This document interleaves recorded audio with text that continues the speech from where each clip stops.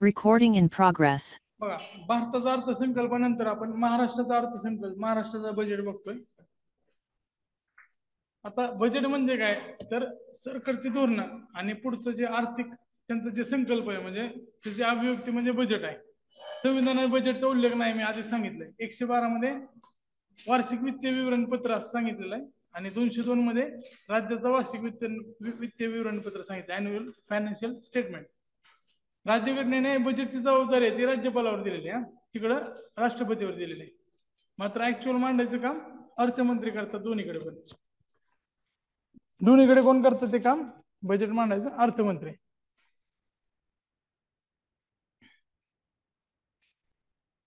आता बजेटचे भाषण जे होते ते दोन भागात होतं. पहिला जे भाग असतो तो राज्याचा आर्थिक स्थिती, आगामी वर्षाचे काम आणि शासनाचं धोरण असतं. आणि दुसरा भाग जो असतो तो कर प्रस्ताव असतो, कर धोरण काय ते. त्यामुळे पॉलिसी जे फिजिकल पॉलिसी ती पहिल्या भागातच असते, आणि दुसऱ्या भागात जे असते ती कर प्रस्ताव असतो, कर कशा पद्धतीने असणार आहे. त्यामध्ये बघा वेगवेगळे भाग आहेत, म्हणजे उपभाग केलेले आहेत. त्याच्यामध्ये अंदाजपत्रकात जमा खर्चाची प्रत्यक्षात किती खर्च झाला तो असतो. भाग 2 मध्ये चालू वित्तीय वर्षामधील लेखाशीर्ष असतो. भाग 3 मध्ये मागील वर्षाचे प्रत्यक्ष अंदाज असतात. भाग 4 आणि 5 ह्याच्यामध्ये जे ऋण आणि ठेवी आहेत, म्हणजे सरकारचं जे कर्ज आहे किंवा जे काही ठेवी आहेत त्याचे अंदाज असतात. आता जे 2023चा अर्थसंकल्प होता तिकडे आपण बघितलं सप्तरशी. केंद्र सरकार काय सांगत होतं? सप्तरशी 7 प्रायोरिटीज सांगितल्या होत्या त्यांनी, आणि राज्य काय सांगतोय तर पंचामृत सांगतोय. कारण अमृत काळात आपण प्रवेश केलेला आहे. त्या 5 अमृतमध्ये शाश्वत शेती पहिलं आहे, शाश्वत शेती समृद्ध शेतकरी. दुसरा आहे महिला, आदिवासी, मागासवर्ग, ओबीसी सह सर्वसामाजिक विकास. तिसऱ्यामध्ये भांडवली गुंतवणूक आणि पायाभूत सुविधाचा विकास. तिसरं जे चौथं जे आहे ते रोजगार निर्मिती, आणि 5वं जे आहे ते शाश्वत आणि पर्यावरणपूरक विकास आहे. आता महाराष्ट्राचं जर बघितले काय महत्वाची माहिती म्हणजे परीक्षेला विचारली जाऊ शकते, त्यामध्ये पहिले वित्तमंत्री सदाशिवराव गोविंद बर्वे होते. बर्वे यांनी महाराष्ट्राचा पहिला अर्थसंकल्प 60-61 मध्ये मांडला होता. महत्वाचा आहे. सर्वाधिक वेळा 10 वेळा जयंत पाटील यांनी अर्थसंकल्प सादर केलाय. म्हणजे राष्ट्रवादी असताना अजितदादांना कमी चान्स भेटलाय, जयंत पाटील यांनी सगळ्यात जास्त वेळा, जवळपास 10 वेळा बजेट मांडलाय. सुशीलकुमार शिंदे यांनी 7 वेळा राज्याचा अर्थसंकल्प सादर केलाय. पहिल्या महिला अर्थसंकल्प सादर करणाऱ्या प्रतिभाताई पाटील, राष्ट्रपती नाही का, नावाचं साधारण आहे फक्त. प्रतिभाने पाटील नाव एकदम कॉमन आहे, त्यामुळे राष्ट्रपती नाही, त्या अर्थमंत्री होत्या. 67 ते 72 यांनी जवळपास 5 वर्ष महाराष्ट्राचा बजेट मांडला होता, आणि एकमेव महिला आहेत ज्यांनी महाराष्ट्राचा बजेट मांडलेला आहे, हे लक्षात ठेवा. जयंत पाटीलने नोव्हेंबर ते डिसेंबर 2019 हंगामी वित्तमंत्री म्हणून काम केलं होतं. त्यानंतर महाविकास आघाडीचा 3 अर्थसंकल्प सादर त्यांनी केलेले. 23-24 अर्थसंकल्प देवेंद्र फडणवीसने सादर केला होता. त्यावेळेस दादा गेले नव्हते तिकडं, त्यामुळे अर्थमंत्री फडणवीस साहेब होते, त्यामुळे त्यांनी मार्च 2023चा अर्थसंकल्प सादर केला आहे. व्यक्ती म्हणून 21वे आणि 36वे एकूण वित्तमंत्री आहेत. आतापर्यंत फक्त एकच प्रतिभा पाटील या महिला अर्थमंत्री झालेले आहेत. आता जसं आपण तिकडे राष्ट्रपतीचं भाषण बघितलं, तसं बजेटमध्ये 2च गोष्टी महत्वाच्या आहेत. एक राष्ट्रपतीचं अभिभाषण, केंद्रीय अर्थमंत्र्याचं भाषण केंद्रीय अर्थसंकल्पासाठी, राज्यासाठी राज्यपालाचं भाषण, आणि अर्थमंत्र्याचं भाषण. ह्याच्या बाहेर प्रश्न जाणार नाही. तर या 2 गोष्टी आपल्याला व्यवस्थित बघायच्यात. आता हे सगळं मी आहे असं कॉपी पेस्ट केलेलं आहे. त्यांनी काय सांगितलं होतं बघा, 19 फेब्रुवारी 2023 पासून, हे लक्षात ठेवा, पुढच्या काळात येणार आहे ह्याच्यावर प्रश्न. आपल्या छत्रपती शिवाजी महाराजांची जी जयंती 19 फेब्रुवारी 2023, त्यापासून राज्यगीत म्हणून जय जय महाराष्ट्र माझा हे गाणं तुम्ही ऐकलं असेल. या राज्यगीताची आपली अपेक्षा पूर्ण केली. हे गीत आपण स्वीकारले कधीपासून? शिवजयंती 2023. हे राज्य गीताचा अवधी 1 मिनिट 41 सेकंद आहे, हे पण लक्षात ठेवा. कविवर्य राजा नीलखंड बेट यांनी ते गीतातले जे 2 चरण आहेत ते घेतलेले आहेत. कवीचं पण नाव लक्षात ठेवा, कविवर्य राजा नीलखंड बेट यांच्या.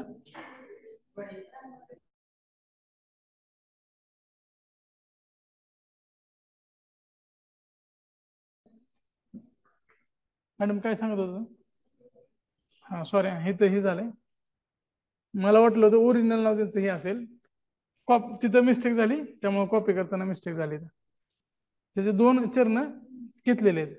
महाराष्ट्र कर्नाटक सीमा विवादातील माननीय सर्वोच्च न्यायालयाने दाखल केलेल्या याचिकेमध्ये सरकारनं भूमिका ठामपणे मांडली आणि ते अजून केस चालूच आहे, कित्येक वर्षापासून चालू आहे. ते दरवेळेस मंत्री बदलतात, फक्त ते सीमा संदर्भात जे वादविवाद सोडवणारे मंत्री आहेत ते बदलतात, पण त्यासाठी त्यांनी कल्याणकारी निर्णय घेतलेत असं सांगितलंय. त्यानंतर 75 वर्षाच्या निमित्ताने 75,000 शासकीय नोकर भरतीची प्रक्रिया सुरू केलेली आहे, चालू आहे सध्या. खरं खरं जे मराठा उमेदवार न्याय निर्णयाने बाधित झालेले आहेत, ज्यावेळेस सुप्रीम कोर्टानं रिझर्वेशन स्ट्रक डाऊन केलं, त्यानंतर ज्यांची निवड झाली होती अशा 1553 मराठा उमेदवारांना विशेष कायदा करून, विधानसभेत कायदा करून त्या नेमणुकांना संरक्षण देण्यासाठी राज्य सरकारनं प्रयत्न केला होता आणि त्यांना नोकऱ्या पण दिलेल्या आहेत अधिसंख्य करून. भांडवली गुंतवणुकीसाठी 8,000 कोटीहून अधिक रकमेचे नियत वाटप केंद्र सरकारकडून राज्याला झालेलं आहे. 2022-23 या आर्थिक वर्षात 600 पेक्षा जास्त रोजगार मेळाव्याचे आयोजन केलेलं आहे. 1,25,000 रोजगार निर्मितीसाठी 45 कंपन्यांशी सामंजस्य करार केला होता. 24 प्रकल्पाच्या माध्यमातून 87,774 कोटी रुपये इतक्या गुंतवणुकीच्या प्रस्तावांना मान्यता दिलेली आहे. 61,000 रोजगाराची निर्मिती होणार आहे. हे लक्षात ठेवायची काही गरज नाही. दावोस परिषद गाजली होती, त्यामध्ये 19 कंपन्यांसोबत 1,37,000 कोटी रुपयाच्या गुंतवणुकीचे सामंजस्य करार केलेत असं सांगितलं होतं शिंदे सरकारनं. त्यानंतर पुढे बघूया. प्रधानमंत्री कौशल्य विकास योजनेअंतर्गत 4,85,000 युवकांच्या आणि 2,81,000 शेतकऱ्याच्या प्रशिक्षणाचे आयोजन करण्यात आले होते. आता हे 2 महत्वाचं आहे. गोंदिया आणि गडचिरोली जिल्ह्यामध्ये 2 ITI सुरू केलेले आहेत. 1,000 पेक्षा अधिक ITI निर्देशकांना प्रशिक्षण देण्यासाठी हे कामाला येणार आहेत. ITI गोंदिया आणि गडचिरोली या 2 जिल्ह्यात सुरू केलेले आहेत, हे लक्षात ठेवा. आता जे स्वातंत्र्य सैनिक आणि त्यांच्या पत्नी आहेत, त्यांच्या निवृत्ती वेतनासाठी दरमहा 10,000 वरून 20,000 रुपये इतकी वाढ करण्यात आलेली आहे. म्हणजे जे स्वातंत्र्य सैनिक होते, त्यांच्या पत्नी असतील किंवा पती असतील, त्या स्वातंत्र्य सैनिकांना आपण पेन्शन देतोय, तर ते 10,000 वरून 20,000 केलेले आहे. महाराष्ट्र कर्नाटक सीमावादात हुतात्मा झालेल्या कायदेशीर वारसाचे निवृत्ती वेतन सुद्धा 10,000 वरून 20,000 केलेले. सीमावादात जे 107 हुतात्मे झालेले आहेत, त्यांचे जे कायदेशीर वारस आहेत, त्यांना जे आपण पैसे देतोय, त्याच्यामध्ये आपण वाढ किती केले? 10,000 वरून 20,000 डायरेक्ट. आणीबाणीच्या काळात जे लढा दिलेले म्हणजे जेलमध्ये गेलेले आहेत, त्यांना 4,348 लाभार्थ्याचा समावेश आहे. त्यांना सुद्धा योजना परत सुरू केली. उद्धव ठाकरे सरकारनं बंद केली होती ती आता परत फडणवीस सरकारनं सुरू केलेली आहे. त्याच्यामध्ये रक्कम लक्षात ठेवा, 5,000 ते 7,500 रुपये. आता कशी असणार आहे तर 1975 ते 77 ह्याच्यामध्ये सगळ्यात जास्त काळात जी जेलमध्ये गेला असेल त्याला जास्त रक्कम असणार आहे, पण किमान 5,000 रुपये. 2 दिवस जरी जेलमध्ये गेला तरी 5,000 रुपये. म्हणजे ते आणीबाणीसाठी गेलेलं असलं पाहिजे, आणि दरोडा बिरोड्यासाठी असले तर त्याला नाही. आणीबाणीच्या काळासाठी जे राजकीय कैदी आहेत, त्या राजकीय कैदीसाठी जर जेलमध्ये गेले असतील तरच आहे. म्हणजे आपले महामहिम राज्यपाल सुद्धा गेले होते, त्यांना सुद्धा पेन्शनचा लाभ मिळाला असता, पण राज्यपाल असताना डबल घेऊ शकत नाही. तर जे राजकीय जे आहेत कैदी त्यांच्यासाठी आहे. जे मोठे मोठे नेते होते ते जवळपास सगळे गेलेले आहेत, आणि भाजपमधले जास्त कार्यकर्ते त्यात. काँग्रेसमध्ये विरोधात जायचा काही संबंध नव्हता. कम्युनिस्ट पण आहेत. तर खरी तर चळवळ होती ती जेपीची. 75 ते 77 हे कालखंड महत्वाचा आहे. ह्याच्या दरम्यान ज्यांना जेल झालेले आहे त्यांच्यासाठीच आहे. आता महाराष्ट्राचं जे त्यांनी सांगितलेलं आहे, जीडीपी मध्ये महाराष्ट्राचा वाटा 14.2%. भारताच्या जीडीपी मध्ये महाराष्ट्राचा वाटा किती सांगितलाय? 14.2%. भारताच्या निर्यातीच्या पैकी 17.3% इतकी वाटा महाराष्ट्राचा आहे. आता देशानं सांगितलं की 26-27 पर्यंत $5 ट्रिलियन इतकी इकॉनॉमी करायची आहे. तर राज्य काय करणार? आता त्यात 1 ट्रिलियन डॉलर एवढी आपली इकॉनॉमी महाराष्ट्र राज्य सरकार प्राप्त करण्याचा ध्येय सादर ठेवलेलं आहे, पुढे साध्य करणार आहे. केंद्रानं सांगितलं आम्ही 5 ट्रिलियन पर्यंत जाणार. महाराष्ट्र राज्य म्हणते आम्ही 1 ट्रिलियनचा वाटा आमच्याकडनं देणार. म्हणजे महाराष्ट्राचा जे सध्या जीडीपीतला वाटा आहे तो 14.2% वरून साधारण 20% पर्यंत जाईल. मग सध्या 14.2% ना, 5 ट्रिलियन पैकी 1 ट्रिलियन आपण कॉन्ट्रीब्युट करणार आहे त्यामध्ये. मुंबईमध्ये 13 ते 16 डिसेंबर आणि पुण्यामध्ये 16 ते 17 जानेवारीला पायाभूत विकास कार्यगटाची बैठक यशस्वीरित्या आयोजित केली होती. ते तिरंग्या कलरच्या अशा माळा गुंडाळल्या होत्या प्रत्येक पोलवर, तुम्ही बघितलं असेल त्यावेळेस ती बैठक होती. तर मुंबईमध्ये पण तसंच केलं होतं, पूर्ण सुशोभीकरण झालं होतं, रस्ते बिस्ते तर स्वच्छ झाले आणि कॉमनवेल्थ असले काय असले तर कलर तर आजूबाजूला मारून मिळते. उद्योगामध्ये व्यवसाय सुलभता आणण्याच्या दृष्टीने उद्योगासाठी आवश्यक असणाऱ्या 199 सेवा या मैत्री नावाच्या खिडकीद्वारे ऑनलाईन पद्धतीने दिले जाणार आहे. मैत्री हे सिंगल विंडो फॅसिलिटी असणार आहे. मैत्रीनुसार काय केलं जाणार आहे, तर एकाच ठिकाणी तुम्हाला सगळ्या ज्या मान्यता आहेत त्या मिळतील. आता वस्त्रोद्योगासाठी एक नवीन धोरण आणणार आहे, एकात्मिक आणि शाश्वत वस्त्रोद्योग धोरण. Integrated and sustainable textile policy. Integrated and sustainable textile policy 2023 to 28. त्यामध्ये नवीन कापूस प्रक्रिया केंद्र असतील. त्यानंतर वस्त्रोद्योगात सौर ऊर्जेच्या माध्यमातून रेशीम उत्पादकांना लाभ देणे हे सगळं त्यामध्ये असणार आहे. त्यानंतर मेट्रोमध्ये बघा, मुंबई मेट्रो मार्ग 11 वडाळा ते छत्रपती शिवाजी महाराज टर्मिनस. वडाळा म्हणजे साऊथ मुंबईच्या जवळपास आहे, ते दादरचे थोडं वळ आहे वडाळा.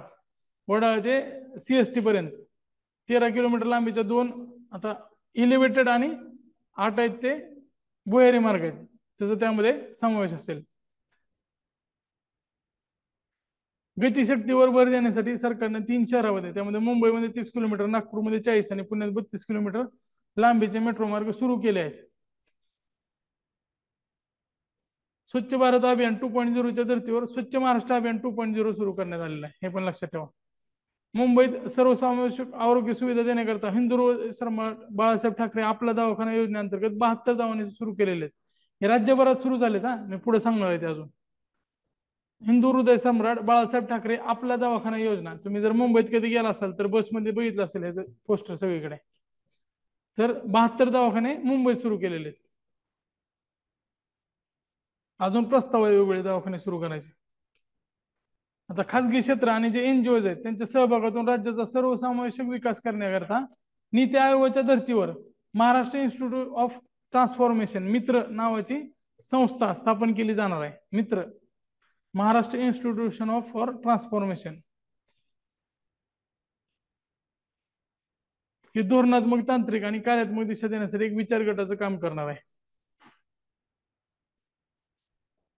आर्थिक आणि अन्य अनुषंगिक बाबीसाठी सरकारला सल्ला देण्यासाठी आर्थिक सल्लागार परिषदेची सुद्धा स्थापना केली जाणार आहे. जसं तिथं चीफ इकॉनॉमिक ऍडवायझर आहे तसं आपल्याकडे पण असणार आहे. मित्र ही नीतीसारखी संस्था, हे पण लक्षात ठेवा, त्याच्यावर पण प्रश्न येऊ शकतो. ते जवळपासचे ऑप्शन देतील पण स्पेसिफिक माहित असलं पाहिजे, वन लाईनरला येऊ शकतो तो. माननीय पंतप्रधानांच्या हस्ते नागपूर ते शिर्डी यांना जोडणाऱ्या 521 किलोमीटर लांबीच्या मुंबई नागपूर हिंदू हृदय सम्राट बाळासाहेब ठाकरे महाराष्ट्र समृद्धी द्रुतगती महामार्ग, त्याचं उद्घाटन करण्यात आलं. समृद्धी महामार्ग आहे ते बाळासाहेब ठाकरे यांच्या नावानुसार त्याला नाव देण्यात आलेलं, हे लक्षात असू द्या. उद्घाटनापासून किती प्रवास आहेत ते लक्षात ठेवायची गरज नाही. त्यासोबतच वर्सोवा ते बांद्रा सागरी सेतू प्रकल्प पूर्ण करण्यासाठी सरकार कटिबद्ध आहे. सरकारला त्यासाठी EDB कडनं सुद्धा निधी उपलब्ध झालेला आहे. प्रधानमंत्री ग्राम सडक योजनेअंतर्गत 26,731 किलोमीटर लांबीच्या रस्त्याचे बांधकाम पूर्ण झालेले आहेत, हे लक्षात ठेवा. हे आकडा लक्षात ठेवा, 26,731. बरेच वेळा प्रश्न आलेले आहेत रस्त्याविषयी.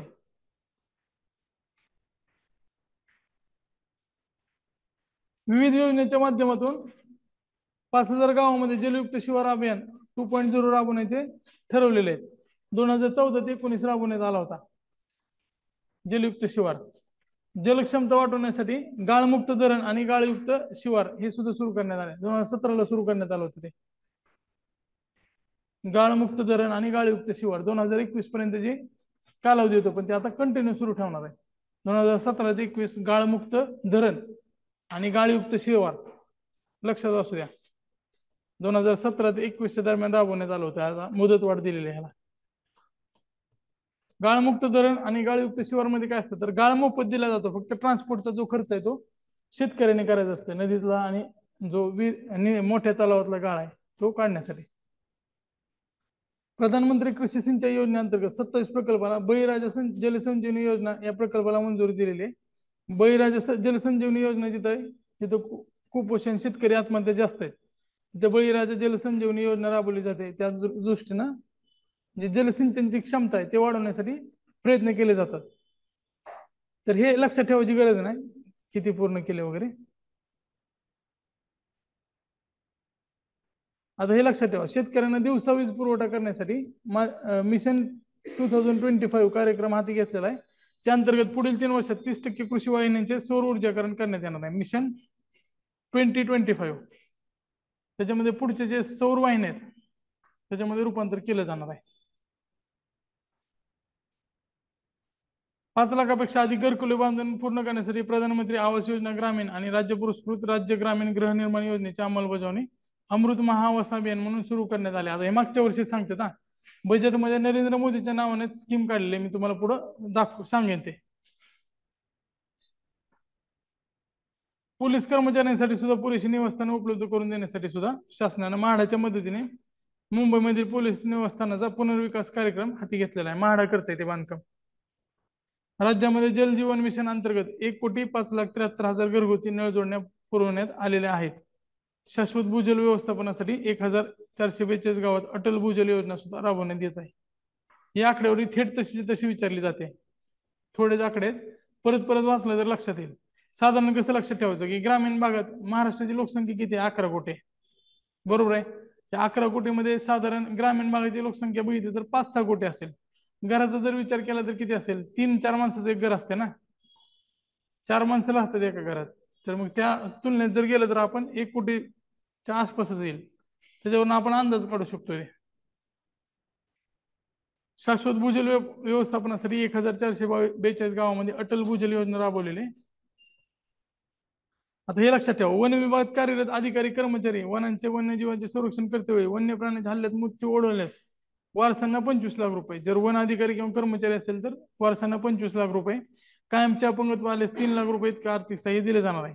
वन्य प्राण्याच्या हल्ल्यात मनुष्यहानी झाल्यास त्या बाबतीत आर्थिक सहाय्यतेच्या रकमेत 15 लाखावरून 20 लाखापर्यंत वाढ केली. म्हणजे जर वनाच्या किंवा वन्य प्राण्याच्या हल्ल्यात एखाद्या व्यक्तीचा मृत्यू झाला तर 20 लाख रुपये, जर कर्मचाऱ्याचा मृत्यू झाला तर 25 लाख रुपये.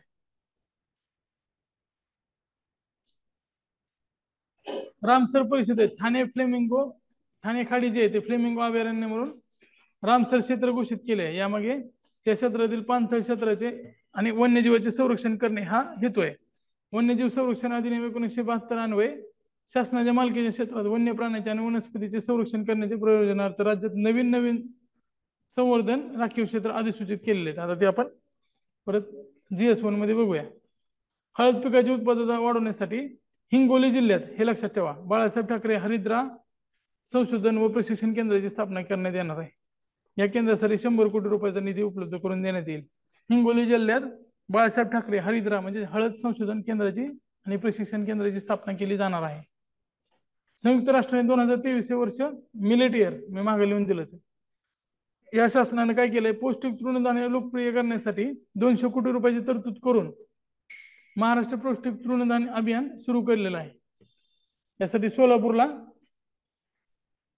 पौष्टिक तृणधान्य करता उच्चतम गुणवत्ता केंद्र उभारण्याची घोषणा केलेली आहे. आता हे पुढे येणारच आहे. कोकण विभाग कोल्हापूर मधील चंदगड आजार इथं काजू फळ पीक विकास योजना हे मी पुढे सांगणार आहे. 5 वर्षाकरता 1,325 कोटी रुपये दिलेले आहेत. महात्मा ज्योतिराव फुले अंतर्गत कर्जमुक्ती मिळालेल्या अल्पमुदतीच्या पीक कर्जाची नियमितपणे परतफेड करणाऱ्या शेतकऱ्यांना 50,000 रुपये प्रोत्साहनपर लाभ दिलेला आहे. एखादे शेतकरी असतात ते वेळेवर कर्ज फेडतात, त्यामुळे त्यांना कर्जमाफीचा लाभ होत नाही. मात्र असे जे इमानदारीने ज्यांनी कर्ज फेडलेलं आहे त्यांना 50,000 रुपये प्रोत्साहनपर देण्यात येणार आहे. आता लंपी रोग आला होता. लंपी या चर्मरोगामुळे पशुधन गमावलेल्या शेतकऱ्यांना आणि त्यांच्या मालकांना आर्थिक सहाय्य दिलेलं आहे. औषध लस उपकरणासाठी 3 कोटी रुपये एवढा निधी उपलब्ध करून दिला होता. पशुसंवर्धन विभागांतर्गत पशुजैव पदार्थ निर्मिती संस्था पुणे येथे लंपी चर्मरोग प्रतिबंधक लस निर्मिती सुरू करण्याचं ठरवलेलं आहे. पुण्यामध्ये जर तुम्ही गेला पुणे विद्यापीठाच्या मागच्या साईडला तर हे मोठं पशुसंवर्धन आयुक्तालय आहे. आयकरचं पण इथं सेंटर आहे. सागरी अर्थव्यवस्थेत चालना देण्यासाठी भारत सरकारने प्रधानमंत्री मत्स्य संपदा योजना तुम्ही वाचला असेल इकॉनॉमिक्स मध्ये, त्या अंतर्गत मासे उतरवण्यासाठी 9 केंद्रांना मत्स्य व्यवसाय आणि मत्स्यपालन पायाभूत सुविधा निधी अंतर्गत 5 मासेमारी बंदरांना सुद्धा प्रशासकीय मान्यता दिलेली आहे. आता हे बंदर काय असतात तिथं जेट्टी बोट लावण्यासाठी त्यांना नांगरण्यासाठी जागा उपलब्ध करून दिलेली असते. तुम्ही जर कुठं श्रीवर्धनला वगैरे गेला असाल किंवा मुंबईला पण बघितलं असेल भाऊचा धक्का वगैरे तर तुम्हाला समजून येईल.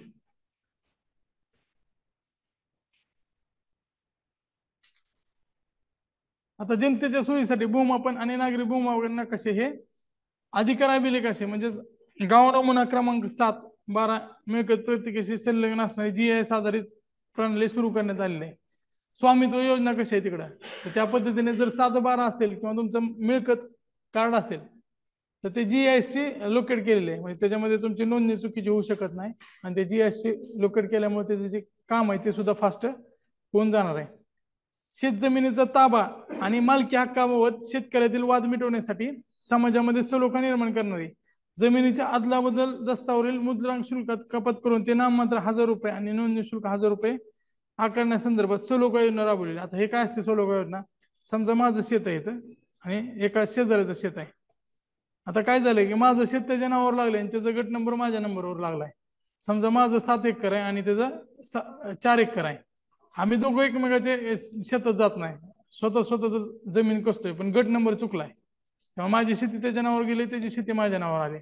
तर आता हे दोघांमध्ये सलोखा जर असला, दोघांनी मान्य केलं तर ते तहसीलदार समोर जायचं, त्याचा प्रस्ताव तयार करायचा. आणि आधी कसं असायचं तर मुद्रांक नोंदणी करावी लागायची ना, आदला बदल करायचा, फेरफार करायला. मुद्रांक म्हणजे स्टॅम्प, तर ते स्टॅम्पचा खर्च रद्द केलाय. ₹1000 नोंदणी आणि ₹1000 मुद्रांक शुल्क एवढा भरायचा आणि आदला बदल करून दिली जाईल. ही सलोखा योजना राबवली जाणार आहे. सर्वसामान्य नागरिकांना परवडणारी आरोग्य सेवा उपलब्ध करून देण्यासाठी आयुष्यमान भारत डिजिटल अभियानाची अंमलबजावणी सुरू केलेली आहे. त्याअंतर्गत आयुष्यमान भारत आरोग्य खाते कार्ड देण्यात येणार आहे. 18 वर्षावरील महिला, गर्भवती महिला, माता यांच्या संपूर्ण आरोग्य तपासण्यासाठी माता सुरक्षित घर तर घर सुरक्षित, माता सुरक्षित तर घर सुरक्षित नावाचं अभियान 18 वर्षावरील महिला, गर्भवती महिला आणि माता यांच्या संपूर्ण आरोग्य तपासण्यासाठी 26 सप्टेंबर 2022 पासून सुरू केलेलं आहे. म्हणजे राज्यामध्ये कॅम्प लावले जातील आणि माता, गरोदर माता, स्तनदा माता यांची तपासणी केली जाणार आहे. आता उस्मानाबाद मध्ये एक नवीन शासकीय वैद्यकीय महाविद्यालय ज्याची कॅपॅसिटी इनटेक किती असेल, 100 विद्यार्थी असेल, तर असं एक मेडिकल कॉलेज सुरू केले जाणार आहे. प्रधानमंत्री गरीब कल्याण अन्न योजना यांच्या 7व्या टप्प्याची यशस्वीरित्या अंमलबजावणी आपण बघितलंच, ते वाढवलेलं आहे आता पुढच्या वर्षासाठी सुद्धा.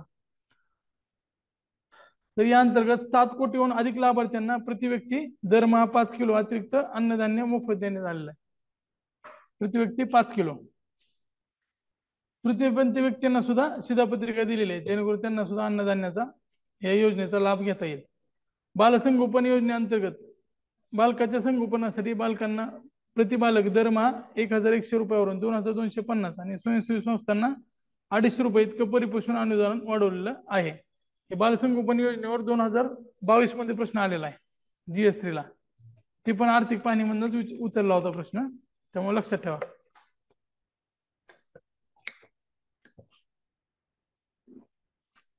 हे विचारताना फॉस्टर केअर योजना असं विचारलं होतं, सेमच आहे. फॉस्टर केअर म्हणजेच बालसंगोपन योजना. एखाद्या अनाथ आश्रमातील बालकाला एखादं कुटुंब सांभाळत असेल तर त्याच्या पोषणासाठी प्रति बालक 1100 वरून ₹2250 प्रति महिना त्या कुटुंबाला दिले जाणार आहे.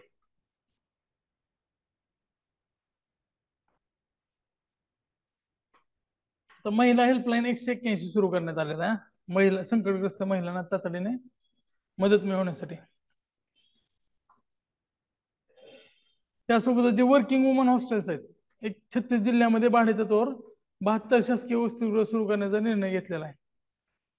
त्याच्यामध्ये शिक्षण घेणारे मुली असतील किंवा मग वर्किंग वुमन्स असतील त्यांना वसतिगृह सुरू करण्यात येतील. 100 विद्यार्थी क्षमतेचे मुलांसाठी एक आणि मुलींसाठी एक याप्रमाणे सुद्धा वसतिगृह सुरू करण्यात येणार आहे. आता 2022-23 मध्ये 500 मराठा समाजातील विद्यार्थ्यांना स्पर्धा परीक्षेच्या तयारी करता छत्रपती शाहू महाराज संशोधन प्रशिक्षण व मानव विकास संस्था सारथीच्या माध्यमातून निधी वितरित केला आहे. छत्रपती राजाराम महाराज शिष्यवृत्तीसाठी 9वी ते 12वी पर्यंतच्या 25,000 विद्यार्थ्यांची निवड केलेली आहे. हे पण छत्रपती राजाराम महाराजांच्या नावाने नवीन शिष्यवृत्ती योजना सुरू केलेली आहे. अण्णासाहेब पाटील आर्थिक विकास महामंडळाद्वारे मराठा समाजातील 13,000 689 लाभार्थ्यांना 153 कोटी रुपये व्याज परतावून वितरित केलेले आहेत. आता आर्थिक महामंडळ कुठलंही असेल तर ते काय काम करतं, कर्ज देण्याचं काम करतं. आता यामध्ये मराठा समाजासाठी डॉक्टर पंजाबराव देशमुख निर्वाह भत्ता योजनेअंतर्गत 1,74,085 विद्यार्थ्यांना लाभ झालेला आहे. निर्वाह भत्ता म्हणजे काय, तर तुम्हाला गव्हर्नमेंटचं हॉस्टेल मिळालं नसेल तर सरकार काय शिष्यवृत्ती देतं तुम्हाला. राजश्री छत्रपती शाहू महाराज निशुल्क शिष्यवृत्ती योजनेअंतर्गत 12 लाख विद्यार्थ्यांना त्याचा लाभ झालेला आहे. आता सर्वोच्च न्यायालय सर्वत्र प्रयत्न करून मराठा आरक्षण पुन्हा मिळवून देण्यासाठी पाठपुरावा करण्यासाठी कटिबद्ध आहे, पण हे रिव्ह्यू याचिका ती फेटाळले गेलेले. आता जर आरक्षण द्यायचं असेल तर पहिल्यापासून कमिटी नेमून पहिल्यापासून प्रोसिजर करावी लागेल. आता मागचं जी प्रोसेस आहे ती एंड झाली, कारण रिव्ह्यू याचिका सुद्धा क्युरेटिव्ह पिटिशन ते सुद्धा फेटाळलेले आहे. विमुक्त जाती भटक्या जमाती प्रवर्गाच्या आश्रमशाळांमधील विद्यार्थ्यांना शैक्षणिक दर्जात वाढ होण्यासाठी शिक्षक, मुख्याध्यापक, वसतिगृह अधीक्षक यांना प्रशिक्षण देण्यासाठी निपुण भारत योजना सुरू करण्यात आलेली. निपुण भारत दिव्यांगाच्या गरजा लक्षात घेऊन स्वतंत्र दिव्यांग मंत्रालय स्थापन करण्यात आलेले. आपले माजी मंत्री बच्चू कडू साहेब म्हणले होते की जर हे मंत्रालय स्थापन झाल्यामुळे मी मुख्यमंत्र्याचं आयुष्यभर गुलाम म्हणून राहण्यास तयार आहे. म्हणजे तरी पण ते नंतर मंत्रिपद मागतच होते, पण मला मंत्रिपदाची अपेक्षा नाही असं ते एकदा म्हणले होते. दिव्यांग विभाग स्थापन करण्यात त्यांची भूमिका असं ते म्हणतायत. दिव्यांग विभागाचे शिल्पकार आहे ते स्वतः आहेत असं ते म्हणतायत. तर दिव्यांग विभाग स्थापन केलेला आहे. तर राज्यात अतिवृष्टीमुळे मोठ्या प्रमाणातील पूरस्थितीमुळे झालेली जीवितहानी, पशुहानी आणि कृषीहानी यासाठी जे आधी सहाय्य दिलं जात होतं, आधीचं जे निकष आहेत राज्य आपत्ती प्रतिसाद निधी त्याच्या मानकाच्या दुप्पट निधी दिला जाणार आहे. राज्य शासनाने बाधित व्यक्तींना 19,312 कोटी रुपये एवढा निधी दिलेला आहे. म्हणजे एक स्टँडर्ड असतं ना किती निधी द्यायचं नुकसान झालं तर ते दुप्पट केलेला आहे, हे लक्षात ठेवा फक्त. नंतर एसटी किंवा आदिवासी समाजासाठी शबरी आदिवासी घरकुल योजना आहे, तर त्यासाठी 24,000 घरे बांधण्यात येणार आहे. आता ते आपण शेवटी बघूया या घराविषयी. 121 आश्रमशाळा या आदर्श आश्रमशाळा म्हणून घोषित केलेल्या आहेत. आता या मॉडेल आश्रमशाळा जे असतील त्यांना डिजिटल वर्ग खोल्या, टॅब, लॅब, संगणक लॅब हे सगळं सुरू केलं जाणार आहे. आता 22-23 मध्ये न्यायालयांना इन्फ्रास्ट्रक्चर पुरवण्यासाठी 772 कोटी रुपये खर्चाच्या 18 न्यायालयीन इमारतीच्या बांधकामास सरकारने मंजुरी दिलेली आहे. 110 कोटी रुपये खर्च न्यायाधीशांच्या 23 निवासस्थानांच्या बांधकामास प्रशासकीय मान्यता सुद्धा दिलेली आहे. ठाणे जिल्ह्यातल्या बेलापूर इथं नवीन फॅमिली कोर्ट स्थापन केलं जाईल. छत्रपती शिवाजी महाराजांच्या प्रेरणादायी जीवनीचा नवीन पिढीला ओळख करून देण्यासाठी वारसा किल्ल्यांचे जतन आणि संवर्धन करण्यासाठी प्रोत्साहन दिलं जाणार आहे. 75 वर्षाच्या निमित्ताने माझे शासन आझादी का अमृत महोत्सव म्हणजे राज्यपाल म्हणतायत की ते साजरा करतायत. 15 ऑगस्ट नंतर विविध उपक्रम वगैरे राबवले जाणार आहेत. मराठवाडा मुक्ती संग्राम हे लक्षात असू द्या, 75 वर्ष पूर्ण झालेत. इतिहासामध्ये तर प्रश्न येऊ शकतो हा. 17 सप्टेंबर 2022 हा मुक्ती दिन आहे, मराठवाडा मुक्ती दिन. तर 17 सप्टेंबर 2023 पर्यंत मुक्ती संग्रामाचे अमृत महोत्सवी वर्ष म्हणून साजरे केले जात आहे.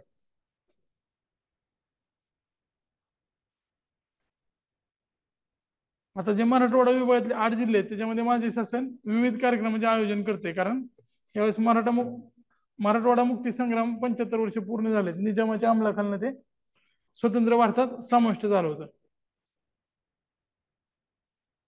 महात्मा गांधी राष्ट्रीय ग्रामीण रोजगार हमी योजना आणि विविध विभागीय योजनांचे अभिसरण करून सुविधा संपन्न कुटुंब मिशन आणि सर्वांगीण ग्राम संस्कृती योजना राबवण्यास मान्यता दिलेली आहे.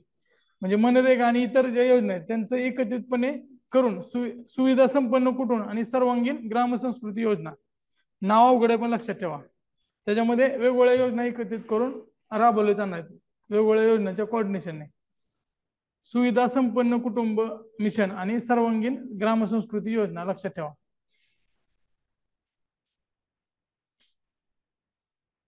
आता महात्मा गांधी मनरेगा जे आहे त्याच्यामध्ये सिंचन विहिरी जे असतील त्याच्यासाठी खर्चाची मर्यादा 3 लाखावरून 4 लाखापर्यंत वाढवलेली आहे. महात्मा गांधी राष्ट्रीय ग्रामीण रोजगार हमी योजने अंतर्गत अमृत महोत्सवी फळझाड, वृक्ष लागवड आणि फुलपीक लागवड कार्यक्रम राबवला जाणार आहे. आता मनरेगा आहे ती खूप डीप मध्ये जाऊन करावी लागते, कारण मनरेगामध्ये एकदम खोलात प्रश्न येत आहेत. त्यामुळे हे लक्षात ठेवा की सुरुवातीला जी विहिरीची खर्चाची मर्यादा आहे 3 लाखावरून 4 लाख केलेली आहे. त्यासोबतच मनरेगा अंतर्गत अमृत महोत्सवी फळझाड, आता जे 5 महत्वाची झाडं सांगितले ते मी परत सांगतोय तुम्हाला, ते पुढे मी इमेजच्या स्वरूपात दिलेले त्या. या कार्यक्रमाअंतर्गत केळी, ड्रॅगन फ्रूट, ॲव्होकाडो, द्राक्ष, सोनचाफा, लवंग यासारख्या गोष्टींचा समावेश केला जाणार आहे. आता ड्रॅगन फ्रूट आपल्या पुण्याच्या गल्लीबोळात विकायला सुरुवात झालेली आहे. गुलाबी कलरचं असतं ना ते, ड्रॅगन सारखे दिसतात, आपल्या कोपऱ्यात पण विकते ते, सगळ्या ठिकाणी चालू झाले आता. ॲव्होकाडो तो असा पेरू सारखा दिसतो, असा लांबट असतो जरा. शासन मान्यता प्राप्त सार्वजनिक ग्रंथालयाच्या अनुदानात 60% वाढ केलेली आहे. ग्रंथालयाची गरज आहे. नवीन राष्ट्रीय शैक्षणिक धोरणानुसार अभियांत्रिकी पदवी आणि पदविका विद्यार्थ्यांना मराठी आणि इंग्रजी दोन्ही माध्यमातून शिक्षण देण्याचा पर्याय उपलब्ध करून दिला आहे. आता आपल्याला समग्र लक्ष्य म्हणजेच मॅक्रो हे समजत नाही. आता पूर्ण इंजिनिअरिंग मराठीत आल्यानंतर काय होणार आहे काय माहित, पण सुरू केलेलं आहे आता.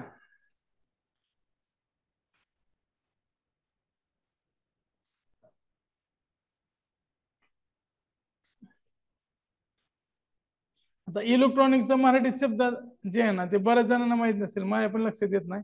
आता हे अख्खं पूर्ण सिलेबसच मराठीत होणार आहे 2020चे NEP. त्यामुळे त्याचे काय दुष्परिणाम किंवा चांगले परिणाम असतील ते पुढच्या काळात कळतील. आता या प्रयोजनार्थ शैक्षणिक साहित्य मराठीत उपलब्ध करून देण्यात आलेले आहे. गुगल ट्रान्सलेट नसावं एवढी अपेक्षा आहे फक्त. भारतरत्न लता दीनानाथ मंगेशकर आंतरराष्ट्रीय संगीत महाविद्यालयामार्फत संगीत विषयक विविध अभ्यासक्रम सुरू केलेत. Maharashtra higher education atlas web portal विकसित करण्यात आले, हे लक्षात ठेवा. आता हे काय असेल ॲटलास वेब पोर्टल, तर एका क्लिकवर सगळ्या कॉलेज आणि विद्यापीठाची माहिती असणार आहे. तुम्ही जर सर्च केला तर शिक्षा.com नावाची प्रायव्हेट संस्था आहेत किंवा प्रायव्हेट कंपनी आहेत, त्या आहेत, तर ते तुम्हाला माहिती देत आहेत. तर हे आता गव्हर्नमेंटचं असणार आहे, Maharashtra higher education atlas web portal. आता केंद्र पुरस्कृत PM श्री शाळा योजना सुरू करण्यात येणार आहे. या अंतर्गत प्राथमिक, माध्यमिक, उच्च माध्यमिक पत्रानुसार या निर्णयाच्या अंमलबजावणीसाठी या योजनेत काय केलं जाणार आहे, तर पुढील 5 वर्षासाठी त्यांना 846 शाळांना 1,88,00,000 रुपये दिले जाणार आहे. त्यासोबतच प्राथमिक, उच्च माध्यमिक शाळेतील शिक्षण सेवकाच्या मानधनात वाढ केली. आता हे सगळं ग्राफिटीच्या माध्यमातून खाली आहे, त्यामुळे आता सगळं बोर होत असेल, परत आपण शेवटी बघूया. आता डायरेक्ट काय करू आपण, मराठी भाषा भवन वगैरे आहे ना, त्यासाठी 4 क्षेत्रीय कार्यालय एका छताखाली आणण्यासाठी आपण मराठी भाषा भवन तयार केलेलं आहे.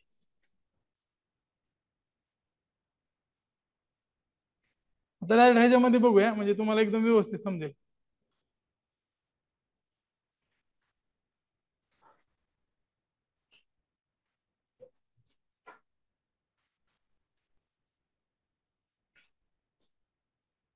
आता बघा, छत्रपती शिवाजी महाराज यांच्या शिवराज्याभिषेकाचे 350 वर्ष होते आणि त्यावेळेस आपण 6 जून माहिती आहे आपल्याला, 6 जून पासून कार्यक्रम साजरा करणार होते आणि त्यासाठी 350 कोटी रुपयाची तरतूद करण्यात आली होती, हे पण लक्षात ठेवा. 6 जूनला शिवराज्याभिषेक दिवस असतो आणि त्याला 350 वर्ष पूर्ण झालेले, त्यामुळे 350 कोटी रुपये एवढं बजेटमध्ये तरतूद करण्यात आली होती. आंबेगाव पुणे, जुन्नर जवळ आंबेगाव माहित असेल, तर त्यासाठी छत्रपती शिवाजी महाराज संकल्पना उद्यान तिथं स्थापन केलं जाईल, त्याला 50 कोटी रुपये दिलेले आहेत, हे लक्षात ठेवा. आंबेगाव पुणे, तिथं छत्रपती शिवाजी महाराज संकल्पना उद्यान असणार आहे. तिथं महाराजांच्या पूर्ण आयुष्याचा जो कालखंड आहे तो वेगवेगळ्या शिल्पाच्या वगैरे माध्यमातून दाखवला जाणार आहे. मुंबई, अमरावती, नाशिक आणि छत्रपती संभाजीनगर त्यासोबतच नागपूर या 5 ठिकाणी. आता हे कुठं काय सिलेक्ट केले त्यांनी, तर मुख्यालय आहेत, प्रशासकीय मुख्यालय.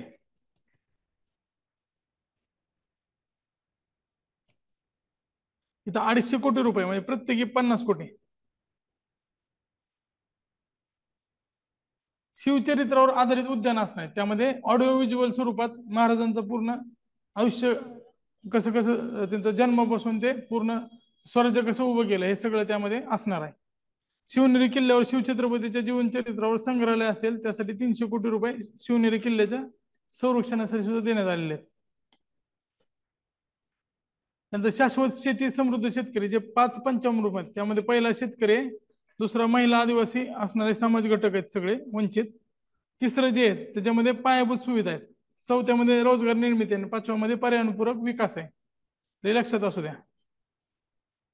नंतर नमो शेतकरी महासन्मान निधी योजना, आता मोदीच्या नावावरच योजना यायला सुरुवात झाली. आधी इंदिरा गांधी वगैरे पण काढायचे, पण इंदिरा गांधी स्वतःच्या नावावर काढत नव्हते, नेहरूच्या नावावर काढायचे. राजीव गांधी इंदिरा गांधीच्या नावावर, आणि राजीव गांधीच्या नावावर परत राजीव गांधी मेल्यानंतर यायला सुरुवात झाली. पण मोदी साहेब जिवंत असताना नशीब आहे त्यांचं जिवंत असताना त्यांच्या नावावर स्टेडियम झालं, त्यांच्या नावावर योजना पण येत आहेत. तर नमो शेतकरी महासन्मान निधी योजना महाराष्ट्रातील शेतकऱ्यांना 12,000 रुपये मिळणार. 2019च्या इलेक्शनच्या आधी आपण ही योजना रेट्रोस्पेक्टिव्ह पद्धतीने सुरू केली होती. पंतप्रधान कृषी सन्मान योजना होती, त्याचं नाव बदलून आता नमो शेतकरी महासन्मान निधी योजना महाराष्ट्रात सुरू केली. आता महाराष्ट्राची योजना ही नमो शेतकरी महासन्मान निधी योजना, याच्यामध्ये सरकार 6,000 देणार आहे आणि केंद्र सरकार 6,000 देणार आहे. म्हणजे राज्य आणि केंद्र दोघांनी मिळून 6,000 कॉन्ट्रीब्युट करून 12,000 रुपये शेतकऱ्यांना लाभ मिळणार आहे. त्यासाठी लाभार्थी 1.15 कोटी शेतकरी कुटुंब असतील. तर ह्यामध्ये फरक काय बघा, तर आधी कसं होतं, ह्याला निकष ठेवले होते की शेती तुमची 2 हेक्टरच्या आत पाहिजे, घरातलं कोण नोकरीला नसलं पाहिजे. मग त्यात लय वाद व्हायले, माझा भाऊ माझ्याशी बोलत नाही, माझे त्याचे भांडण आहेत, असं काय काय झालं, बरेचसे वाद गेले मंत्र्यापर्यंत. मग शेवटी त्यांनी निकषच काढून टाकले. आता शेतकरी असेल तर त्याचा कुठलाही अट न ठेवता वर्षाला आता 12,000 रुपये मिळणार आहेत. आधी 6,000 मिळत होते 3 टप्प्यात, आता 12,000 मिळणार आहेत. 4 टप्प्यात मिळत होते, आता 12,000 मिळतील. त्यासाठी 6,900 कोटी रुपये सरकारला खर्च येणार, हे पण लक्षात ठेवा. आता महाराष्ट्रातील शेतकऱ्यांना 1 रुपयात पीक विमा, म्हणजे आता आधीच योजना होती त्याच्यामध्ये 5, 3 आणि 2 अशा टक्क्याची रक्कम भरावी लागायची. खरीप रबी आणि खरीपला 3%, रबीला 2%, असं काय तर होतं ना. आणि फळबागाला 5%, बागायती कुठलं पण असेल तर 5%. तर त्याचा हप्ता आता सरकार भरणार आहे. फक्त 1 रुपये खर्चून वेब पोर्टलवर नोंदणी करणं गरजेचं आहे. नोंदणी झाल्याशिवाय ती विमा कंपनी तुमचं जे क्लेम आहे ते ऐकणार नाही. त्यामुळे नोंदणीसाठी 1 रुपया भरून नोंदणी करता येईल. त्यासाठी 312 कोटी रुपयाचा भार सरकार उचलणार आहे. त्यानंतर महाराष्ट्राच्या शेतकऱ्यासाठी महाकृषी विकास अभियान, हे लक्षात ठेवा. उत्पन्न वाढीसाठी काम करणार आहे. आधी आपण सांगितलं ते 22-23 ला उत्पन्न डबल करणार, त्यासाठीच हे काम करणार आहे. परत फळ आणि फळ पीक घटकाच्या उत्पादनापासून ते मूल्यवर्धन. आता मूल्यवर्धन कसं करता येईल, तर फळ पीक जे असतील त्याला प्रोसेसिंग इंडस्ट्री स्थापन करता येते. फळ प्रक्रिया केंद्र किंवा अन्न प्रक्रिया केंद्र, तर त्यास व्हॅल्यू ॲडिशन करता येईल. मग समजा द्राक्ष आहेत, द्राक्ष आता ज्यावेळेस जास्त मोठा सीझन असतो 15-20 रुपये किलोने विकतात, पण त्या ठिकाणी जर वाईनरी उभा केली तर त्याचं मूल्यवर्धन होऊ शकते. तर ते तशा पद्धतीने मूल्यवर्धन होईल. किंवा जे स्ट्रॉबेरी वगैरे जे जॅम तयार करता येईल, जेली तयार करता येईल, तर त्यासाठी प्रोसेसिंग इंडस्ट्री तयार करता येईल. त्यासाठी तालुका, जिल्हा, शेतकरी गट आणि समूहासाठी योजना असेल. इंटिग्रेटेड क्रॉप प्रोजेक्ट फ्रेमवर्क तयार करण्यात येईल आणि 5 वर्षात त्यासाठी 3,000 कोटी रुपये महाकृषी विकास अभियानासाठी उपलब्ध करून दिले जाणार आहेत. महाराष्ट्रातील शेतकऱ्यांना कर्जमाफी योजनेचे लाभ. आता बघा, 2017 मध्ये छत्रपती शिवाजी महाराज शेतकरी सन्मान योजना सुरू केली होती. 19 मध्ये महात्मा फुले यांच्या नावाने कृषी कर्जमाफी योजना सुरू केली होती. 2 योजना लक्षात ठेवा. प्रश्न आला होता 2022 मध्ये.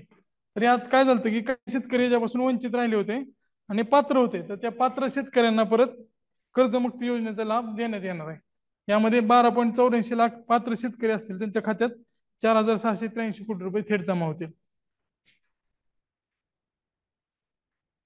आता मागेल त्याला शेततळे योजना सुरू केली होती सरकारनं. आता मागेल त्याला शेततळेचा विस्तार करण्यात आलेला आहे. त्यामध्ये मागेल त्याला शेततळेसोबतच फळबाग, ठिबक सिंचन, शेततळ्याचं अस्तरीकरण, म्हणजे कागद लावलेला असतो काळ्या कलरचा शेततळ्याच्या आतमध्ये, आणि शेततळ्यात जर कागद नाही लावला तर ती पाणी मुरून जाईल ना, काय उपयोग आहे त्या तळ्याचा. त्यामुळे त्याला अस्तर केलेलं असतं. अस्तरीकरण असेल, शेड नेट असेल, कांदा चाळ वगैरे शेड नेट, त्यासोबतच हरितगृह, पॉली हाऊस, त्यानंतर आधुनिक पेरणी यंत्र आणि कॉटन श्रेडर सरकी काढण्यासाठी वापरलं जातं.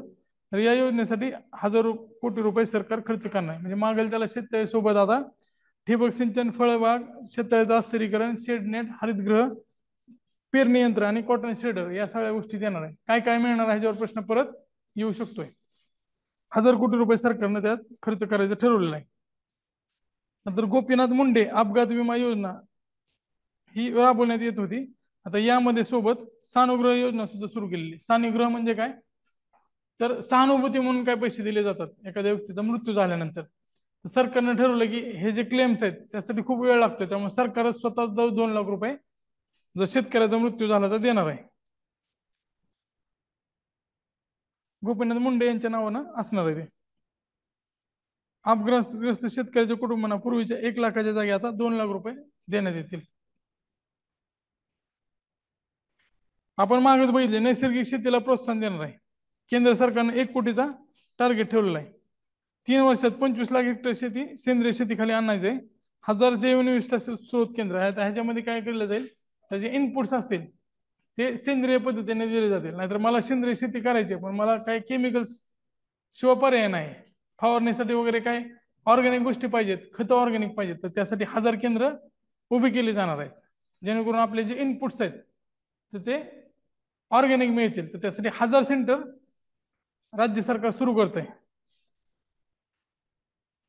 पंजाबराव देशमुख जैविक शेती मिशनची व्याप्ती वाढ केली जाणार आहे आणि 3 वर्षात त्यासाठी 1000 कोटी रुपयाचा निधी उपलब्ध करून दिला जाईल.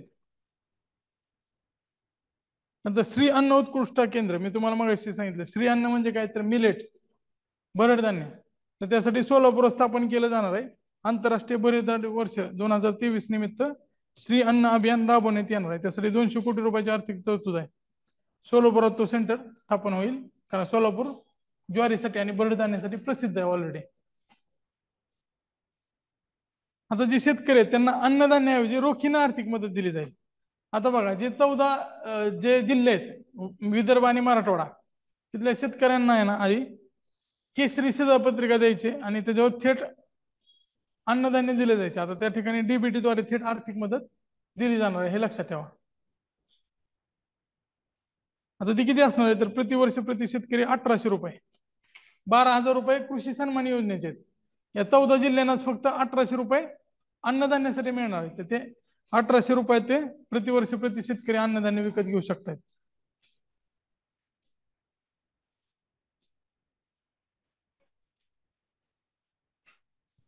आता बघा शेतमाल विक्रीला आलेले बरेच शेतकरी जे असतात ना, ते तुम्हाला एपीएमसीच्या बाहेर पोत वगैरे टाकून झोपताना दिसते. तर त्यांच्यासाठी ही योजना आणलेली आहे. कृषी उत्पन्न बाजार समितीत शेतमाल विकणाऱ्या लोकांसाठी मुक्कामाकरिता राष्ट्रसंत तुकडोजी महाराज शेतकरी भवन हे उभारलं जाईल आणि त्याच ठिकाणी त्यांना जेवणाची व्यवस्था करण्यासाठी शिवभोजन थाळीची उपलब्धता पण करून दिली जाईल. म्हणजे 10 रुपये जेवण मिळेल आणि राहण्यासाठी मोफत असेल. तर ते राष्ट्रसंत तुकडोजी महाराज शेतकरी भवन उभारलं जाणार आहे. धनगर समाजाला 1000 कोटी रुपयाची वेगवेगळ्या योजना आहेत. आता यासाठी काय पहिलं तर महाराष्ट्र मेंढी शेळी सहकार विकास महामंडळाची स्थापना केली जाईल आणि हे जे महामंडळ आहे त्याचं मुख्यालय अहमदनगरला असणार आहे. महाराष्ट्र मेंढी व शेळी सहकार विकास महामंडळ त्याचं मुख्यालय कुठे आहे, अहमदनगरला.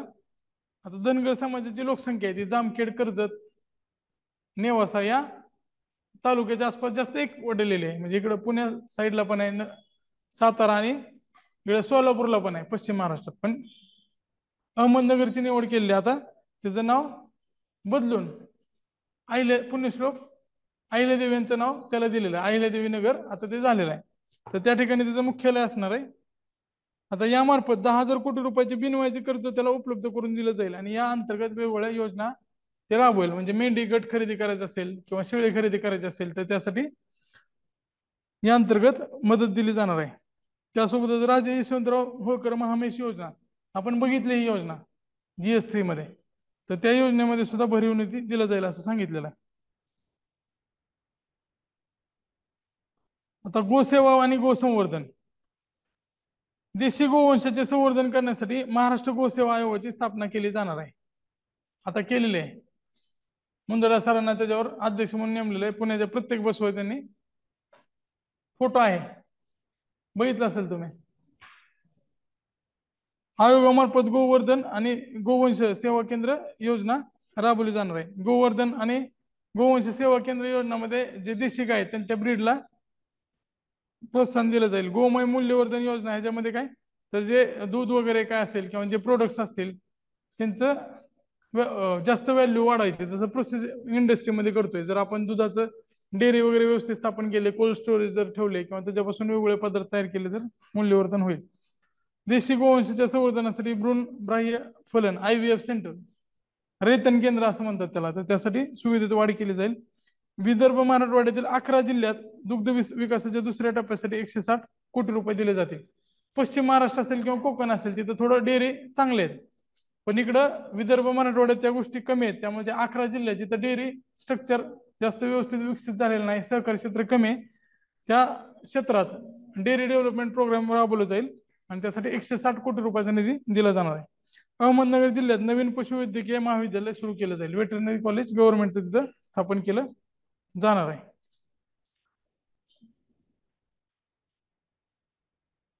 शेखर मुंदडा गोसेवा आयोगाचे पहिले अध्यक्ष शेखर मुंदडा सर आहेत.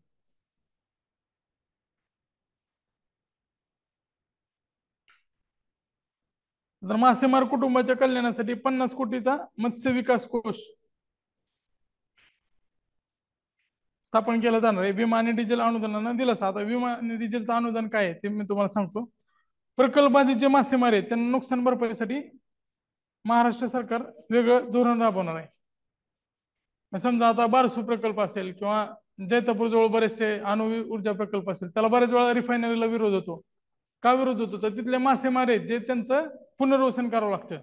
मग ते जे मासेमार आहेत त्यांचं जे कोळी बांधव आहेत त्यांचं विस्थापन केल्यानंतर त्यांना कशा पद्धतीने पुनर्वसन करायचं यासाठी सरकारनं धोरण तयार केलं. आणि महाराष्ट्र राज्य हे पहिलं सरकार असं असणार आहे की ज्यानं राज्य असून असं धोरण तयार केलेलं असेल.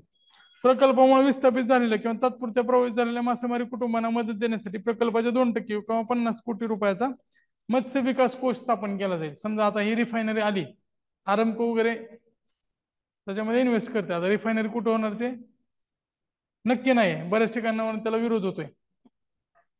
जर त्या कंपनीने तिथे रिफायनरी स्थापन केली तर त्या कंपनीच्या प्रोजेक्ट कॉस्टच्या 2% किंवा 50 कोटी रुपये जे कमी असतील त्याचा मत्स्य विकास कोष स्थापन केला जाईल. आणि त्या विकास कोषमधून त्या मासेमारी करणाऱ्या विस्थापित लोकांना कर्ज दिलं जाणार आहे. आता जे मासेमार करणार आहेत त्यांना डिझेल अनुदानासाठी यांत्रिक नौकेच्या 120 शक्ती हॉर्स पॉवरची अट काढलेली आहे. डिझेलवर अनुदान मिळायचं जर 120 HP पेक्षा जास्त मोटर असेल तर ती अट काढल्यामुळे आता जे छोट्या मोटर आहेत, मोटर बोट आहेत, त्यांना सुद्धा त्या अनुदानाचा लाभ होणार आहे. 85,000 पेक्षा अधिक मासेमारींना त्याचा लाभ होणार आहे. कारण 120 HP मोठे ट्रॉलर असणार आहेत ना, छोट्या ज्या बोटी आहेत ज्या मोटरच्या सहाय्याने चालतात त्यांना सुद्धा याचा लाभ मिळेल.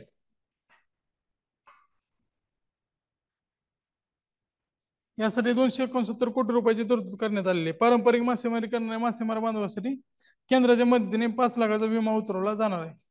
जे पारंपरिक पद्धतीने मासेमारी करतात त्यांचा 5 लाख रुपयाचा विमा उतरवला जाणार आहे.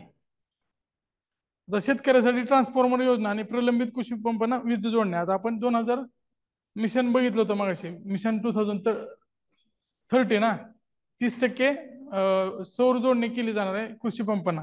त्याच पद्धतीने ट्रान्सफॉर्मर योजना आहे. वीज ट्रान्सफॉर्मर नसल्यामुळे बऱ्याच ठिकाणी बघा ट्रान्सफॉर्मर गेल्यानंतर शेतकरी स्वतः पैसे जमा करतात आणि ते MSB वाल्याला बोलून ते चेंज करतात. त्यामुळे पाणी असून सुद्धा पिकं जळून जात आहेत. तर त्यासाठी ट्रान्सफॉर्मर योजना राबवली जाईल. मुख्यमंत्री सौर कृषी वाहिनी योजनेअंतर्गत हेक्टरी 75,000 रुपये वार्षिक भाडेपट्ट्यानं ती शेत घेतली जातील. त्यामध्ये भाडेपट्ट्यावर घेऊन तिथं सोलर एनर्जीचे जे प्रोजेक्ट आहेत ते लावले जाणार आहेत. दिवसा पुरवठ्यासाठी 3 वर्षात 30% कृषी वीज वाहिनीचे सौर ऊर्जीकरण केले जाणार आहेत. 9.5 लाख शेतकऱ्यांना त्याचा फायदा मिळणार आहे. तर ते सोलरसाठी आपण अटल सोलर, त्यानंतर कुसुम योजना हे बघितलं असेल आपण HRHD मध्ये. कुसुम मध्ये सुद्धा सौर पंप दिले जाणार आहेत. कुसुम योजनेमध्ये सुद्धा 1.5 लाख सौर कृषी पंप दिले जातील. प्रलंबित 86,073 कृषी पंपांना तात्काळ वीज जोडणी दिली जाणार आहे. उपसा जलसिंचन योजनेतील शेतकऱ्यांना वीज दर सवलतीची मुदत आता मार्च 2024 पर्यंत असेल. जे लिफ्ट इरिगेशन आहे त्याच्यामध्ये लिफ्ट इरिगेशनला जास्त खर्च येतो मोटरनं पाणी वाढायला, तर त्यांना जे सवलतीच्या दराने वीज दिली जाते तर त्याची मुदत आता अजून 1 वर्षाने वाढवलेली आहे.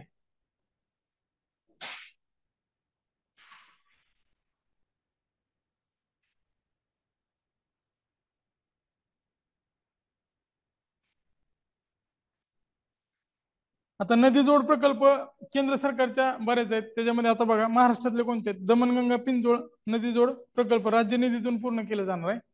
दमणगंगा तेरखोल पिंजाळ या नदीची जी जोडणी आहे. त्यानंतर नारपार तापी अंबिका औरंगा दमणगंगा वैतरणा उल्हास या नद्यांच्या उपखोऱ्यातील पाणी वापरलं जाणार आहे. कारण ह्या नद्या उगम पावल्यानंतर लगेच जाऊन समुद्राला मिळतात. खूप जास्त त्याचा प्रवाह असतो. आता कुंडलिका पण बघा त्या रायगडच्या पलीकडनं उगम पावते आणि लगेच रोहापासून समुद्राला जाऊन मिळते. त्यामुळे त्याचं पाणीच वापरता येत नाही. त्यामुळे त्याचं पाणी वळवलं जाणार आहे. मुंबई गोदावरी खोऱ्यातील तूट भरून काढण्यासाठी पाणी वापरलं जाईल. मराठवाडा तसेच उत्तर महाराष्ट्रातील नाशिक, नगर, जळगावला याचा लाभ होईल. वैनगंगा खोऱ्यातील वाहून जाणारे पाणी वैनगंगा, नळगंगा, पैनगंगा नदी जोड प्रकल्पातून नागपूर, वर्धा, अमरावती, यवतमाळ, अकोला, बुलढाणा, वाशिम या जिल्ह्यांना त्याचा लाभ होईल. याचा अर्थ काय, तर या ज्या पूर्व विदर्भातले जिल्हे आहेत,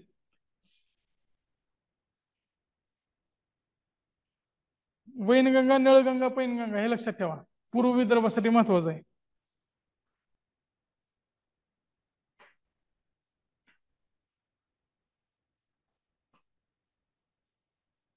फक्त मी एक 5 मिनिटाचा ब्रेक घेतो. Recording in progress. जसं आपण आता नदी जोड प्रकल्प बघितले, त्याच पद्धतीने तापी आणि आजूबाजूचा प्रदेश आहे, म्हणजे उत्तर महाराष्ट्र बघितलं आणि विदर्भ बघितलं तर दोन्ही भागात काही भागात दुष्काळाच्या भागात येतो. तर त्यासाठी पश्चिम विदर्भ आणि उत्तर महाराष्ट्रासाठी तापी महापुनर्भरण प्रकल्प सुरू करण्यात येणार आहे. आता जे पूर्व विदर्भातले जे जिल्हे आहेत त्यामध्ये काही जिल्हे आहेत ते तापीच्या खोऱ्यामध्ये येतात, पूर्णा वगैरे नदी आहेत. त्यासाठी पुनर्भरण प्रकल्प सुरू करण्यात येणार आहे. त्यासाठी केंद्र सरकारकडनं पाठपुरावा करण्यात येईल असं सांगितलेलं आहे. त्यानंतर बरोबर पुढे बघा, ज्या कृष्णा मराठवाडा सिंचन प्रकल्प आहेत त्यातून धाराशिव आणि बीड जिल्हा, धाराशिव म्हणजे आधीचा उस्मानाबाद, आणि बीड जिल्ह्यातील 133 गावांना सिंचनाचा लाभ देण्यात येणार आहे. आता यात काय सांगितलंय बघा, इथे लिहून घ्या. धाराशिवला आहे ना जायकवाडी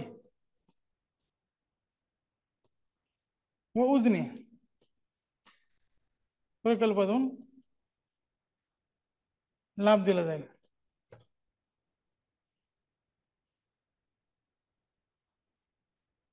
बीड जिल्ह्यात माजलगाव धरण आहे, बीड जिल्ह्यासाठी माजलगाव. या प्रकल्पासाठी 11,626 कोटी रुपयाची सुधारित प्रशासकीय मान्यता देण्यात आलेली आहे.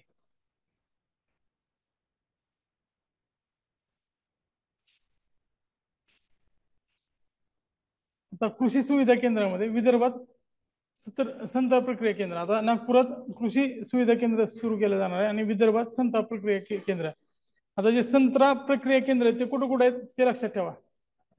नागपूर जिल्ह्यात नागपूर, काटोल, नंतर अमरावती मधला कळमेश्वर. काटोल हे नागपूरमध्येच आहे हे लक्षात ठेवा. काटोल म्हणजे आपल्या पटोलीची कॉन्स्टिट्युएन्सी. काटोल आहे का अनिल सॉरी अनिल देशमुखचे, अनिल देशमुखची कॉन्स्टिट्युएन्सी काटोल आहे. कळमेश्वर अमरावती, मोर्शी बुलढाण्यामध्ये, सॉरी अमरावतीमध्ये मोर्शी आणि बुलढाणा जिल्ह्यात कुठे तर स्थापन केलं जाईल, अजून ते ठरवलेलं नाही.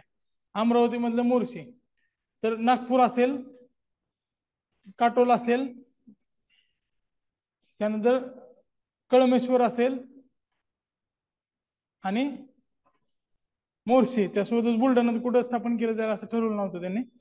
तर टोटल 5 संत्रा प्रक्रिया केंद्र सुरू केले जातील. त्यासाठी प्रत्येकी 20 कोटी रुपयाची तरतूद करण्यात आलेली आहे. आता हे पंजाबराव कृषी महाविद्यालय जे आहे तिथं आंतरराष्ट्रीय कृषी सुविधा केंद्र स्थापन केलं जाईल. त्याच्यामध्ये मॉडर्न टेक्नॉलॉजीचा वापर करून त्याचा प्रसार करणे त्याचा उद्देश असेल. त्यासाठी 228 कोटी रुपयाची तरतूद दिलेली आहे. कुठे आहे, नागपुरात पंजाबराव कृषी महाविद्यालय जे आहे, पंजाबराव देशमुख कृषी महाविद्यालय.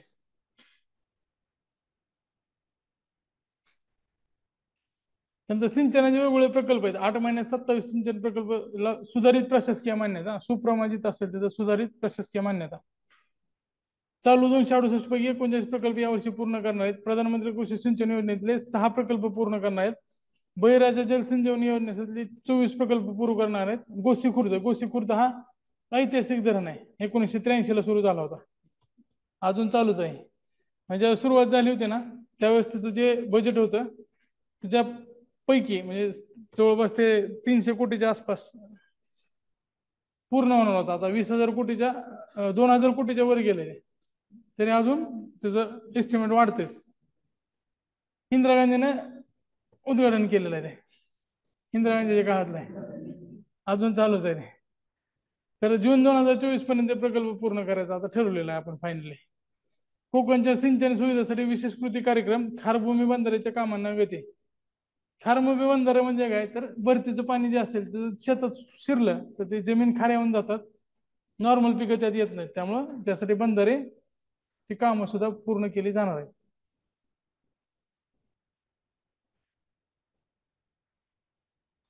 त्यानंतर मराठवाडा वॉटर ग्रीडचे प्रस्ताव केंद्र सरकारच्या मंजुरीसाठी पाठवलेले. वॉटर ग्रीड म्हणजे काय, तर नदी जोड प्रकल्प छत्रपती संभाजीनगर जिल्ह्यात गंगापूर, वैजापूर, पैठण तालुक्यांना जायकवाडी धरणातून पाणी दिलं जाणार आहे. गंगापूर, वैजापूर, पैठण तालुक्यांना जायकवाडी धरणातून पाणी दिलं जाईल. बीड, लातूर जिल्ह्यासाठी जायकवाडी, माजलगाव आणि उर्दू मन्नार या धरणातून पाणी दिलं जाईल. धाराशिव जिल्ह्यासाठी मी मगाशी सांगितलं उजनी, सीना, कोळेगाव, निम्न तेरणा या धरणातून पाणी दिलं जाणार आहे. त्यानंतर पुढे बघूया, हर घर जल. हर घर जल मध्ये काय, तर प्रत्येकाला नळाद्वारे स्वच्छ पाण्याचा पुरवठा करायचा. यासाठी 20,000 कोटी रुपयाची तरतूद करण्यात आली. पाण्यासोबत स्वच्छता सुद्धा महत्वाची आहे. त्यामुळे जल जीवन मिशन मध्ये 17.72 लाख कुटुंबांना नळ जोडणी सुमारे 20,000 कोटी रुपये खर्च करून दिलेले. नंतर 1656 MLD. MLD म्हणजे मिलियन लिटर पर डे मलनिस्सारण प्रकल्प. आता मलनिस्सारण म्हणजे काय, ड्रेनेज सिस्टीम ती पर डे असणार आहे ना, तर ते million litre per day MLD म्हणजे काय. त्यानंतर 10,000 किलोमीटरच्या मलजल वाहिनी म्हणजे ड्रेनेज असतील 10,000 किलोमीटरच्या, म्हणजे सलग नसेल ते सगळं टोटल. म्हणजे आपण 4,000 किलोमीटर रस्ते बांधले किंवा 40,000 किलोमीटर बांधले म्हणजे सलग नसतो तो, वेगवेगळ्या रस्त्यांची बेरीज असते. तसं जे ड्रेनेज लाईन टोटल किती असतील 10,000 किलोमीटर पर्यंत बांधले जातील. त्यानंतर 4.5 कोटी मेट्रिक टन कचऱ्यावर प्रक्रिया केली जाईल. प्रक्रिया केंद्र म्हणजे ओला सुका वेगळा करून त्याचं परत रिसायकल केलं जाईल. 22 नागरी संस्थांना 124 यांत्रिक रस्ता सफाई वाहने दिली जातील. पुण्यामध्ये फिरतात बघा ते आजार पुनावाला संस्थेने दिलेले आहेत पुणे महानगरपालिकेला रस्ते साफ करणारे. त्याच्या खाली असा ब्रश सारखा असतो, तो गोल गोल फिरतो. ग्रामीण भागात 15,000 घनकचरा सांडपाणी प्रक्रिया कामे केली जाणार आहेत. आता जलयुक्त शिवार 2.0 पहिली जी होती 2014 सुरू झाली होती. तुमचा होमवर्क काय, तर ते सुरुवात कधी झाली आणि एंड कधी झाला, जे योजनेचा उल्लेख झालाय बजेटमध्ये त्याची सुरुवात लक्षात ठेवायची.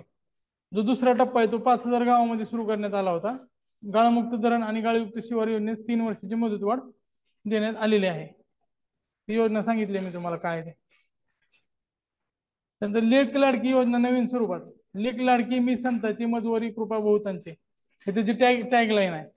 मुलीच्या सक्षमीकरणासाठी जी लेक लाडकी योजना आहे त्याच्यामध्ये पिवळ्या आणि केशरी रेशन कार्ड धारक मुलींना त्याचा लाभ मिळणार आहे, हे लक्षात ठेवा. जन्मानंतर मुलीला एक गठ्ठा 5,000 रुपये मिळतील. पहिलीत गेल्यानंतर 4,000 मिळतील. 6वीत गेल्यानंतर 6,000. 11वीत गेल्यानंतर 8,000 आणि 18 वर्षाची झाल्यानंतर 75,000 रुपये एक रकमे मिळतील. तर हे लक्षात ठेवा. असं बाजूला लिहा तिथं जन्मानंतर 5,000. तुमचं ते होमवर्कचं काम आहे. पहिलीत गेल्यानंतर 4,000. 6वीत गेल्यानंतर 6,000. 11वीत गेल्यानंतर 8,000 आणि 18 वर्षानंतर म्हणजेच काय 12वी नंतरच असणार 18 वर्ष जर त्याने वेळेत पूर्ण केली तर 75,000 रुपये. हे लक्षात ठेवा. 2022 मध्ये आर्थिक पाणी आणि बजेट मधून जवळपास 7 ते 8 प्रश्न GS3 ला विचारले होते. आता सारे काही महिलांसाठी असं टॅगलाईन देऊन त्यांनी एसटी प्रवासात सरसकट 50% सूट देण्यात आलेली. राज्य परिवहन मंडळाच्या बस सेवेत तिकीट दरात महिलांना 50% सवलत. हे आपण HRT मध्ये पण बघितलेलं आहे. कंडक्टर आणि प्रवाशांची हाणामारी झाली होती ह्याच्यामुळे, कारण GR काढायच्या आधी लोकांनी न्यूज मध्ये आणि व्हॉट्सअप मध्ये बघितलं होतं आणि तिकीट द्यायला तयार नव्हते कंडक्टरला. 4-5 दिवसांनी परत GR काढला, त्याची अंमलबजावणी सुरू केली. त्यासोबतच आता चौथे सर्वसमावेशक महिला धोरण. सर्वसमावेशक काय तर ह्याच्यामध्ये तृतीय पण त्यांना वगैरे समाविष्ट केलं जाणार आहे, ते जाहीर केलं जाणार आहे. लातूर जिल्ह्यात बांबू क्लस्टर. आता लातूर जिल्ह्यात बांबू क्लस्टर मला काय समजलं नाही, पण तिथं वन कमी आहे, कदाचित त्यांना तिथं वाढ करायची असेल वनाची. तर लातूर जिल्ह्यात बांबू क्लस्टर उभं केलं जाणार आहे. कोल्हापूर जिल्ह्यात कोल्हापुरी चप्पल क्लस्टर, हे ठीक आहे. मुंबईत महिला युनिटी मॉल. युनिटी मॉल मध्ये एकाच ठिकाणी सगळ्या गोष्टी मिळतात. महिला सुरक्षा सुविधाजनक प्रवासासाठी महिला केंद्रित पर्यटन धोरण. बघा आता ह्याच्यामध्ये जर बघितलं तुम्ही साऊथ मध्ये केरळ वगैरे, तर सोलो ट्रॅव्हलर महिलांचं प्रमाण जास्त आहे. कारण तिथं ज्या गोष्टी आहेत त्या महिला बऱ्यापैकी ऑपरेट करतात, हॉस्टेल्स वगैरे असतील किंवा हॉटेल्स असतील, आणि सगळ्या गोष्टी व्यवस्थित ऍक्सेसिबल आहेत. तरी केरळ सरकारनं महिला केंद्रित धोरण काढलेलं आहे सोलो ट्रॅव्हलरसाठी. म्हणजे त्यामध्ये बस चालकापासून हॉटेल चालवणाऱ्यापासून ते सुविधा देण्यापर्यंत सगळे महिला असतील. तर महाराष्ट्र सुद्धा आता त्याच दृष्टीनं महिला केंद्रित पर्यटन धोरण राबवणार आहे, हे लक्षात ठेवा. माता सुरक्षित तर घर सुरक्षित अभियान, ह्याच्यामध्ये काय करणार आहे तर 4 कोटी महिला आणि मुलींची महिला आणि मुलींची आरोग्य तपासणी केली जाणार आहे आणि त्यांना औषधोपचार दिले जाईल. सगळ्यांचं त्यामध्ये औषध उपचार देण्यासाठी तपासणी आधी केली जाणार आहे. आता हे महत्वाचं आहे, आशा स्वयंसेविका जे आहेत त्यांचे मानधन 3,500 वरून 5,000 रुपयांमध्ये वाढवले जाईल. कोविडमध्ये सगळ्यात जास्त भूमिका होती ती अंगणवाडी सेविका आणि आशा सेविकांची होती, त्यामुळे त्यांच्या मानधनात बरी वाढ केली. 3,500 वरून ते 5,000 पर्यंत वाढवलेले. आता जे अंगणवाडी सेविका असतात आणि आशा सेविका आणि गट प्रवर्तक एकत्रित येतात, ब्लॉकमध्ये गट प्रवर्तक असतात, मग दोन्हीच्या ह्याच्या मानधनामध्ये 1,500ची वाढ केली. हे 47 पासून 6200 पर्यंत वाढवलेलं आहे. आशा स्वयंसेविका आणि गट प्रवर्तक दोन्हीचं मानधन आहे ते 1,500ने वाढवलेलं आहे. अंगणवाडी सेविकांचं मानधन 8,325 वरून 10,000 रुपये केलेलं आहे. मिनी अंगणवाडी सेविकांचं मानधन 5,975 वरून 7,200 केलेलं आहे. अंगणवाडी जे हेल्पर आहेत, हेल्पर म्हणजे स्वयंपाकाला वगैरे मदत करतात, त्यांचं जे मानधन आहे ते 4,425 वरून 5,500 रुपये करण्यात आलेलं आहे. त्यासोबतच जे अंगणवाडी सेविका आहेत, मिनी अंगणवाडी सेविका आहेत आणि मदतनीस आहेत, त्यांचे 20,000 पद भरणार म्हणून सांगितलेलं आहे. त्या 75,000 मध्ये असायचे 20,000 पद, तर ते भरणार आहेत. अंगणवाड्यामार्फत घरपोच आहार पुरवण्यासाठी साखळी व्यवस्थापन योजना, सेंट्रलाइज किचन पण चालू केलंय 4-5 वर्षापासून. तर आता पुरवठा करण्यासाठी सेंट्रलाइज चेन सिस्टीम सुरू केली जाणार आहे. आता नोकरदार महिलांसाठी 50 वसतिगृह म्हणजे जे वर्किंग वुमन हॉस्टेल आहेत.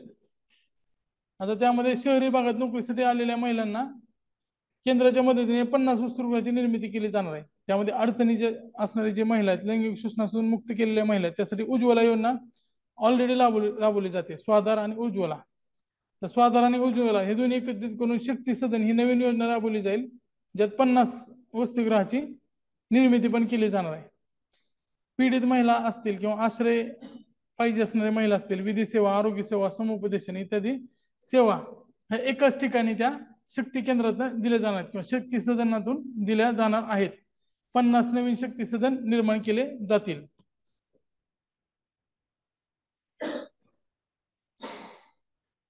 महात्मा ज्योतिराव फुले जन आरोग्य योजना विमा संरक्षण 1.5 लाखावरून 5 लाखापर्यंत वाढवलेलं आहे. म्हणजे महाराष्ट्रात दोन्ही योजना राबवल्या जातात. आयुष्यमान भारत मिशन योजना सुद्धा आहे, आयुष्यमान भारत मिशन सुद्धा आहे, आणि त्याच्यामध्ये महात्मा ज्योतिराव फुले आरोग्य संरक्षण योजना ही सुद्धा एकत्रितपणे राबवली जाते. आता 5 लाखापर्यंत उपचार या ज्योतिराव फुले जन आरोग्य योजनेअंतर्गत घेता येतील. नवीन 200 रुग्णालयाचा यात समावेश केला जाणार आहे. त्याच्यामध्ये जर किडनी ट्रान्सप्लांट असेल तर 2.5 लाखावरून ते 4 लाखापर्यंत वाढवलेला आहे.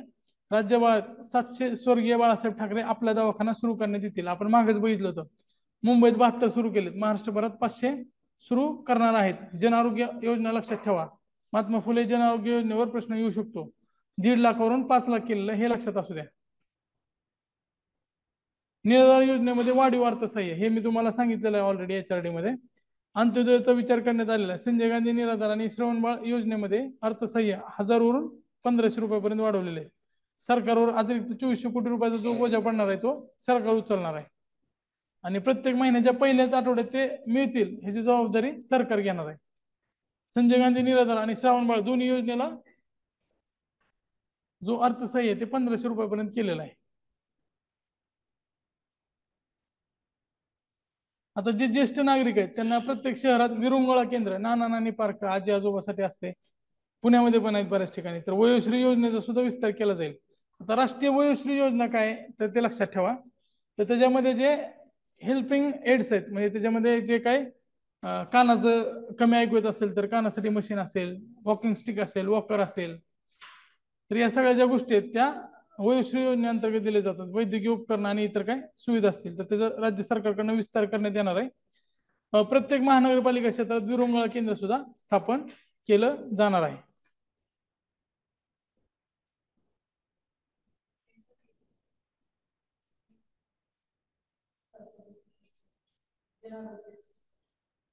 जन आरोग्य योजना ही दोन्ही एकत्रित नाही राबवली जात, वेगवेगळीच राबवली जाते, पण दोन्ही योजना महाराष्ट्रात राबवली जातात.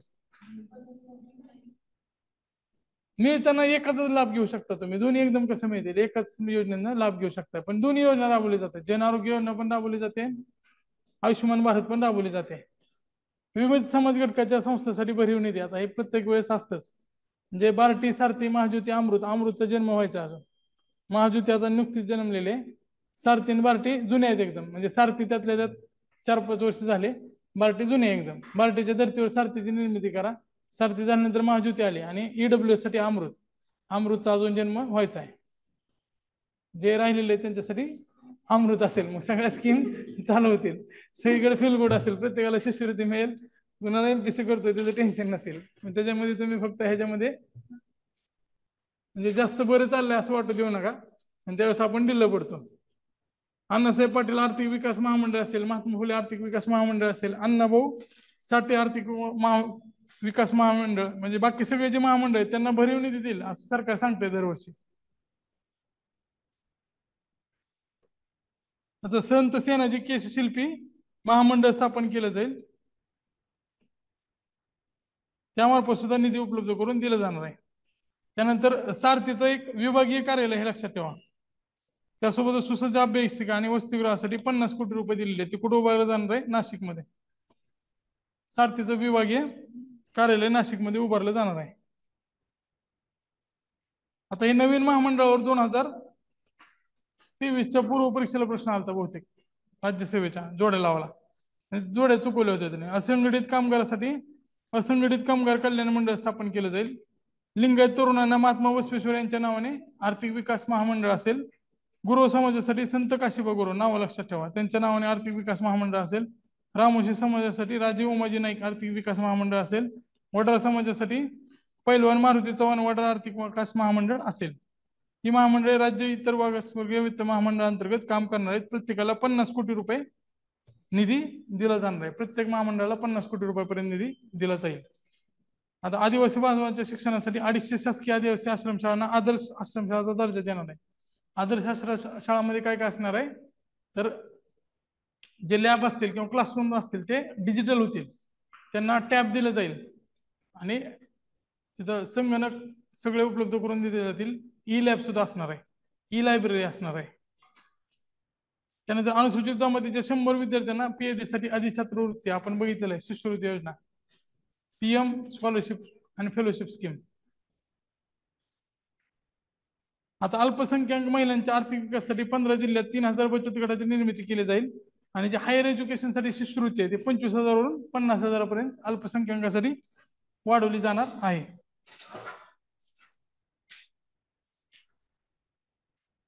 आता ही महत्वाची योजना आहे, सर्वांसाठी घरे, यासाठी 10 लाख घरांचा महत्वाकांक्षी कार्यक्रम मोदी आवास घरकुल योजना राबवलं जाईल. मोदींच्याच नावाने ही नवीन योजना आलेली आहे. ओबीसी समाजासाठी 3 वर्षात 10 लाख घरांची निर्मिती करण्यासाठी मोदी आवास घरकुल योजना राबवली जाईल. आता यात बायफर्केशन कसं आहे बघा, प्रधानमंत्री आवास योजनेअंतर्गत 4 लाख घरं बांधायचे, त्यातले 2.5 लाख SC ST आणि 1.5 लाख इतर प्रवर्गासाठी असतील. रमाई आवास योजना जी आहे ते मातंग म्हणजे रमाई आवास योजना SC साठी स्पेसिफिक आहे.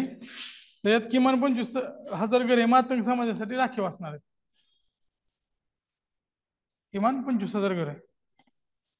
शबरी पारधी आदिम आवास 1 लाख घरं 12,000 कोटी रुपये त्यासाठी दिले जाणार आहेत.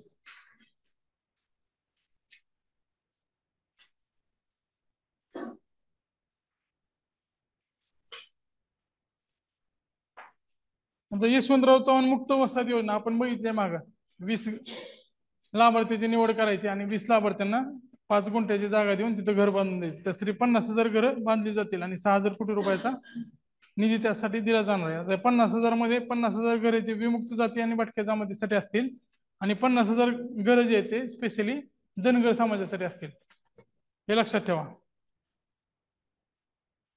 इतर मागास वर्गासाठी नवीन घरकुल योजना काढलेली आहे, स्पेसिफिक ओबीसी साठी मोदी आवास घरकुल योजना. 3 वर्षात 10 लाख घरे.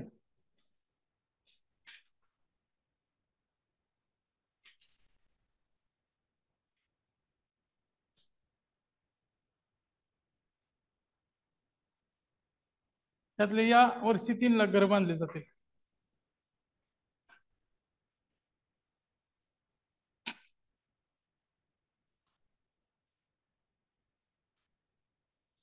नंतर असंघटित कामगार, कारागीर, टॅक्सी, ऑटो चालक आणि दिव्यांगासाठी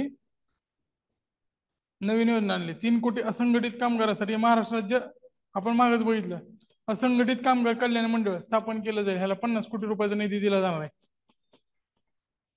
माग बघितलं आपण. टॅक्सी ऑटो रिक्षा चालकासाठी महाराष्ट्र राज्य टॅक्सी ऑटो रिक्षा चालक कल्याणकारी महामंडळ, शिंदे साहेबांनी रिक्षावाल्यांसाठी सुद्धा मंडळ स्थापन केलेलं आहे. माती कारागिराला आधुनिक तंत्रज्ञानाचा जोड देण्यासाठी संत शिरोमणी गोरोबा काका महाराष्ट्र माती कला मंडळाला 25 कोटी रुपये दिले जातील.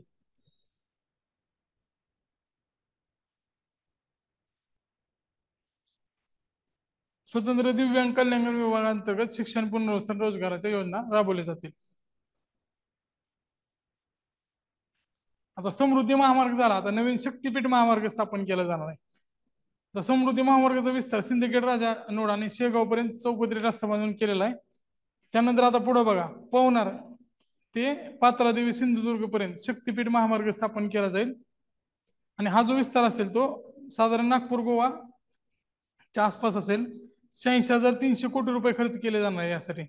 माहूर, तुळजापूर, कोल्हापूर, आंबेजोगाई ही शक्तीपीठ लक्षात ठेवा. माहूर, तुळजापूर, कोल्हापूर, आंबेजोगाई शक्तीपीठ. औंढा नागनाथ, परळी वैजनाथ हे 2 ज्योतिर्लिंग. नांदेड गुरुद्वारा, पंढरपूर, कारंजा लाड, अक्कलकोट, गाणगापूर, नरसोबाची वाडी आणि औदुंबर यासारखी महत्वाची तीर्थक्षेत्रे आतापर्यंत सलग प्रश्न समृद्धीवर येत होते. आता इथनं पुढे प्रश्न येते शक्तीपीठ महामार्गावर येतील. त्यामुळे नावं लक्षात ठेवा स्पेसिफिक कुठून जाणार आहे ते. त्यातले 2 ज्योतिर्लिंग आहेत, औंढा नागनाथ, परळी वैजनाथ. पंढरपूर महत्वाचं आहेच, त्यासोबत नांदेड गुरुद्वारा, करंजा लाड, अक्कलकोट, गाणगापूर, नरसोबाची वाडी आणि औदुंबर. औदुंबर कुठे आहे? सांगलीमध्ये. या महामार्गाचा हिंगोली, नंदेड, परभणी, बीड, लातूर, धाराशिव, वर्धा, यवतमाळ, सोलापूर, सांगली, कोल्हापूर, सिंधुदुर्ग या जिल्ह्यांना लाभ होणार आहे.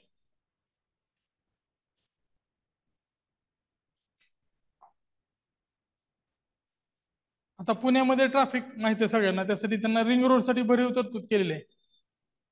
जर तुम्ही दायरी साईडचा तो वरचा जो हायवे, बँगलोर हायवे, त्याच्यामध्ये एबीसी चौकापेक्षा जास्त ट्रॅफिक जाम असते. नुसतं नावालाच हायवे आहे ते. मुंबई पुणे मिसिंग लिंकच्या कामासाठी निधी, विरार अलिबाग मार्गासाठी सुद्धा तरतूद केली आहे. त्यानंतर रायगड, रेवस ते रेड्डी या सागरी महामार्गासाठी निधी दिला जाणार आहे. सागरी महामार्ग म्हणजे आतमध्ये काय बांधत नाही, ते फक्त तिथं बंदराची सोय केली जाते बोटी येणाऱ्या जाण्यासाठी. तिथं काय बांधायची गरज नाही पाण्यात.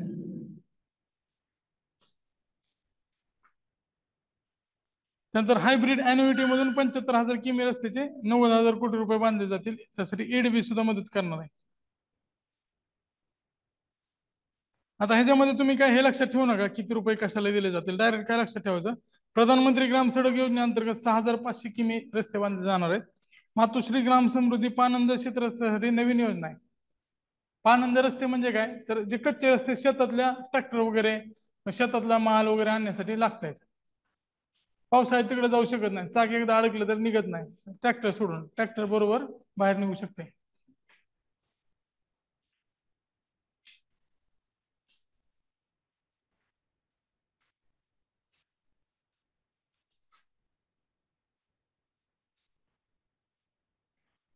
नंतर जे आदिवासी पाडे, बंजारा तांडे, धनगर वाड्या वस्त्या आहेत त्यांच्या रस्त्यासाठी 4,000 कोटी रुपये स्पेशल दिलेले. तिथे दुर्गम भाग आहे, लोकसंख्या कमी आहे, त्यामुळे आदिवासी पाडे रस्त्यांना जोडण्यासाठी बिरसा मुंडा जोड रस्ते योजना, नाव लक्षात ठेवा.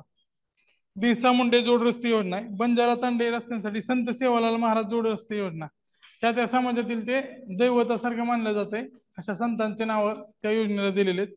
धनगर वाड्या वस्ती जोडण्यासाठी यशवंतराव होळकर जोड रस्ते योजना, या 3 योजनेसाठी 4,000 कोटी रुपयाची तरतूद केलेली आहे. ह्याच्यावर जोड्या लावायला सुद्धा प्रश्न येऊ शकतो, पण नावावरून तुम्ही ओळखू शकताय किंवा ऑनलाईन सुद्धा येऊ शकतो. संत सेवालाल महाराज जोड रस्ते योजना कोणासाठी, तर बंजारी तांडे एकमेकांना जोडण्यासाठी.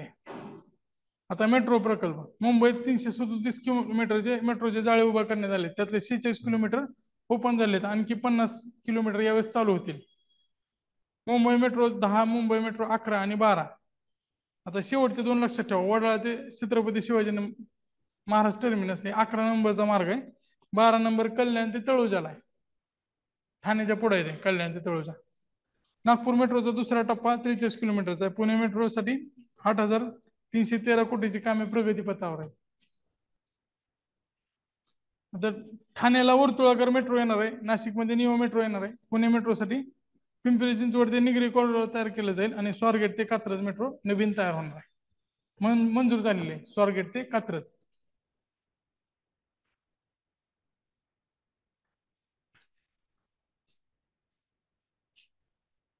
रेल्वे प्रकल्प आणि बस स्थानकाचे आधुनिकीकरण केले जाणार. आता त्यात सगळ्यात महत्वाचा रेल्वे प्रकल्प होता नाशिक पुणे. नाशिक पुण्याला बराच टाइम लागायचा यायला जायला, तर नाशिक पुण्याला हाय स्पीड रेल्वेला निधी देण्यात आलेले. हे सेमी स्पीड रेल्वे असणार आहे. सोलापूर तुळजापूर धाराशिव ब्रॉडगेजसाठी 84 किलोमीटरच्या रेल्वेला 452 कोटी रुपये देण्यात आलेले आहेत. तर नांदेड बिदर फलटण पंढरपूर खामगाव जालना वरोरा चिमूर कांपा या 4 प्रकल्पांना 50% हिस्सा राज्य देणार आहे.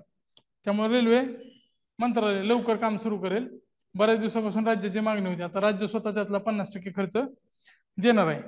सेतू बंधन अंतर्गत राज्य रेल्वे फाटक मुक्त करण्यासाठी 25 नवीन उड्डाणपूल तयार केले जातील.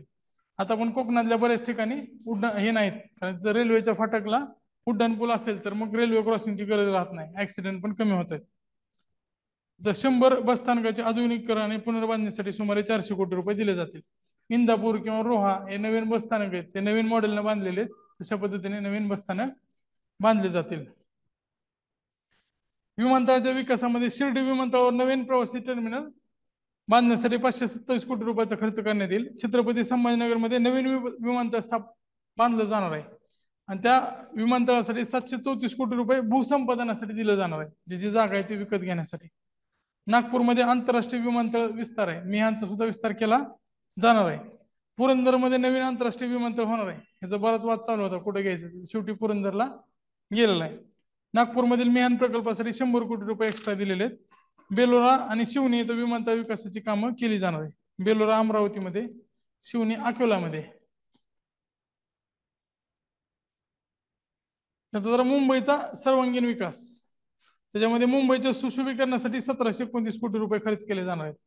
त्यातले निम्म्यापेक्षा जास्त त्या G20च्या 15 दिवसातच खर्च झाले असतील. त्यानंतर MMRDA क्षेत्रात पारसिक हिल्स बोलता, त्यानंतर मीरा भाईंदर पाणी पुरवठा, मुंबई पारबंदर प्रकल्प हे तिथले लोकल नाव आहे, त्या ठिकाणचे प्रोजेक्ट आहेत.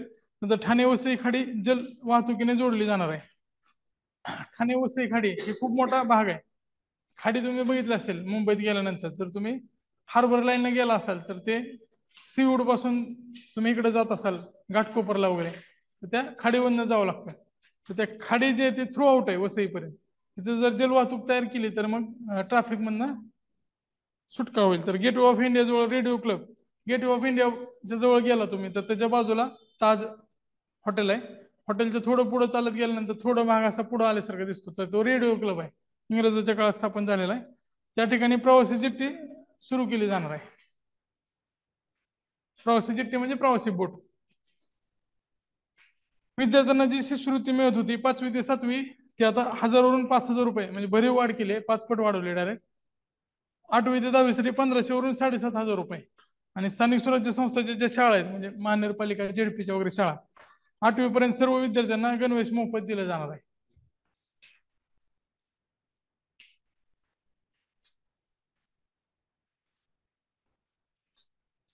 आता हे मागे सांगितलेलं शिक्षण सेवक जे आहेत, जे शिक्षक नवीन भरती झालेले आहेत, प्राथमिक आणि उच्च प्राथमिक शिक्षण सेवक म्हणून त्यांना 3 वर्ष काम करावं लागतं. आताच एक्झाम झालेले आहे.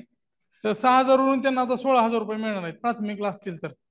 माध्यमिकला असतील तर 18000 रुपये मिळतील, उच्च माध्यमिकला असतील तर 20000 रुपये मिळतील. PM श्री शाळा नवीन स्थापन केल्या जातील, 816 शाळा, त्यामध्ये 5 वर्षात 1534 कोटी रुपये खर्च करून त्या शाळा उभारल्या जातील. शाळांची संख्या लक्षात ठेवा, PM श्री 816 शाळा स्थापन करणार आहेत.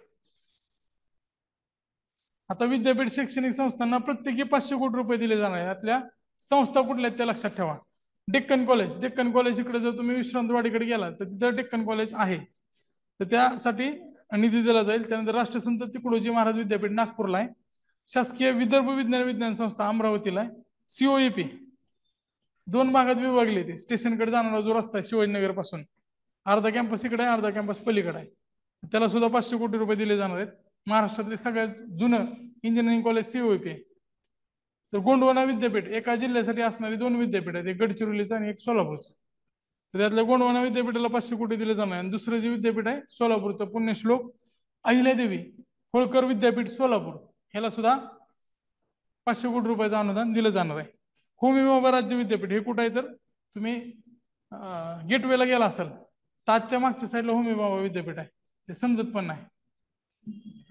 म्हणजे एवढं त्या कॉम्पॅक्ट जागेत आहे. मुंबई विद्यापीठ त्याचे 2 कॅम्पस आहेत. मुंबई विद्यापीठ हायकोर्टाच्या जवळ पण एक त्याचं ऑफिस आहे, आणि दुसरं आहे ते तिकडे त्या नवी मुंबई अंधेरीच्या जवळपास, त्याला कुठलं कॅम्पस, कलिना कॅम्पस म्हणते त्याला. Lakshminarayan institute of technology Nagpur या संस्थेला अभिमत विद्यापीठाचा दर्जा देऊन वरील संस्थांना 500 कोटी रुपयाचं विशेष अनुदान दिलं जाणार आहे. त्यासोबतच महाराष्ट्र राष्ट्रीय विधी विद्यापीठ नागपूरला स्थापन केलं जाईल, त्याच्या बांधकामासाठी निधी दिला जाणार आहे. नॅशनल लॉ युनिव्हर्सिटी बँगलोरला आहे, सगळ्यात फेमस आहे ते लॉ साठी.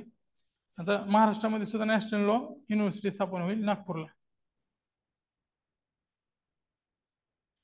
आता राज्यात 14 ठिकाणी मेडिकल कॉलेज स्थापन केले जाणार आहेत. त्यातल्या त्यात सातारा, अलिबाग, सिंधुदुर्ग, धाराशिव, परभणी, अमरावती, भंडारा, जळगाव, रत्नागिरी, गडचिरोली, वर्धा, बुलढाणा, पालघर, अंबरनाथ. तर अंबरनाथ फक्त वेगळं ठेवा, बाकी सगळे थोडे मागास जिल्हे आहेत, म्हणजे विकासाच्या बाबतीत मागास आहेत. अंबरनाथ ठाणे सोडला तर मुख्यमंत्र्याचा जिल्हा आहे, त्यामुळे एक तर झाला पाहिजे तिथं. अंबरनाथ ठाणे तिथे एक आहे, बाकी सगळे मागास जिल्हे आहेत. मानसिक अस्वस्थ आणि व्यसनाची वाढती समस्या पाहता जालना, भिवंडी, पुणे, नागपूर इथं नवीन व्यसनमुक्ती केंद्र असतील. ठाणे आणि कोल्हापुरात मनोरुग्णालय स्थापन केले जातील. 850 कोटी रुपये त्यासाठी दिले जाणार आहेत. प्रत्येक जिल्ह्यासाठी 500 युवकांना, जिल्ह्यातील 500 युवकांना जलकृषी, केरवा, साहसी पर्यटन यासाठी हॉटेलिंग किंवा टुरिझमचं हॉस्पिटॅलिटीचं प्रशिक्षण दिलं जाणार आहे. 500 युवकांना, हे लक्षात ठेवा. पैठण येथे संत ज्ञानेश्वर उद्यानाचा नागपूर फुटाळा तलावाच्या धर्तीवर विकास केला जाईल. नागपूर फुटाळा तलाव तुम्ही बघितलं असेल, तिथं असं कारंजे वगैरे लावलेले आहेत. 10 पर्यटन स्थळावर टेंट सिटी उभारणार आहेत. टेंट सिटी म्हणजे तात्पुरती राहण्याची व्यवस्था असते. राज्याचा वार्षिक महोत्सव आराखडा सुद्धा सुरू केला जाईल किंवा तयार केला जाईल. त्याच्यामध्ये महोत्सव जे शिवनेरीला साजरा केला जातो, भगवान बिरसा मुंडा महोत्सव जव्हारमध्ये साजरा केला जातो, त्यासोबत वीर बाल दिवस महोत्सव नांदेड इत्यादी महोत्सवाचा आराखडा तयार केला जाणार आहे. आता खेळांना प्रोत्साहन, खेळाडूची कामगिरी उचवण्यासाठी मिशन लक्ष्यवेध सुरू केलेला आहे. बालेवाडी पुण्याला स्पोर्ट्स सायन्स सेंटर उभारलं जाईल. पुण्यानंतर छत्रपती संभाजीनगर इथं नवीन क्रीडा विद्यापीठाला 50 कोटी रुपये दिले जातील. पुण्याला छत्रपती शिवाजी महाराज बालेवाडी क्रीडा संकुल इथं क्रीडा विद्यापीठ आहे, त्यासोबतच नवीन क्रीडा विद्यापीठ कुठं स्थापन केलं जाणार आहे, छत्रपती संभाजीनगर. नंतर हनुमान व्यायाम प्रसारक मंडळाला सुद्धा अभिमत दर्जा दिला जाणार आहे. अभिमत म्हणजे डीम्ड युनिव्हर्सिटी. नागपूर विभागीय क्रीडा संकुलासाठी 100 कोटी रुपये दिले जातील. जसं बालेवाडीला क्रीडा संकुल स्थापन केलंय, तसं नागपूरला सुद्धा क्रीडा संकुल स्थापन केलं जाईल. आता पर्यावरणपूरक विकासामध्ये बघा, राज्याचा नेट झिरो उत्सर्जन साधण्यासाठी उपाययोजना करणार आहे. देशाचं जे टार्गेट आहे ते किती आहे, 2070 आहे. 20,000 ग्रामपंचायतींना सौर ऊर्जा प्रकल्प दिले जातील. छतावरच तुम्ही डायरेक्ट तिथं सोय करा तुमच्या विजेची. भुसावळमध्ये 500 किलोवॅटचा हरित हायड्रोजन प्रकल्प स्थापन केला जाणार आहे. आणि या हरित हायड्रोजन निर्मितीसाठी ऊर्जा जी वापरली जाणार आहे ती सौर ऊर्जेपासून तयार झालेली ऊर्जा वापरली जाईल. जायकवाडी नाथसागर जलाशयात तलंगत्या सौर ऊर्जा पॅनलद्वारे वीज निर्मिती केली जाणार आहे. त्यामध्ये शैवाल शेतीला प्रोत्साहन देण्यासाठी अभ्यास गट स्थापन केला जाईल. आता ह्याचे काय फायदे तोटे ते हे अभ्यास गट सांगेल. हरित हायड्रोजन, हरित अमोनिया, सौर पवन ऊर्जा क्षेत्रातील 75,000 कोटी रुपयाची गुंतवणूक अपेक्षित आहे. पर्यावरण सेवा योजनेचा 75 शाळांमध्ये विस्तार केला जाईल. ह्याच्यामध्ये पर्यावरणाविषयी जागरूकता आणि शिक्षण दिलं जाणार आहे. स्वातंत्र्याच्या अमृत महोत्सवानिमित्त 75 वर्ष असल्यामुळे 75 तलाव संवर्धनाचा कार्यक्रम केला जाईल. त्यातले 5-10 तलाव ठाण्यातलेच असतील. ठाणे तलावाचा शहर ओळखला जातोय.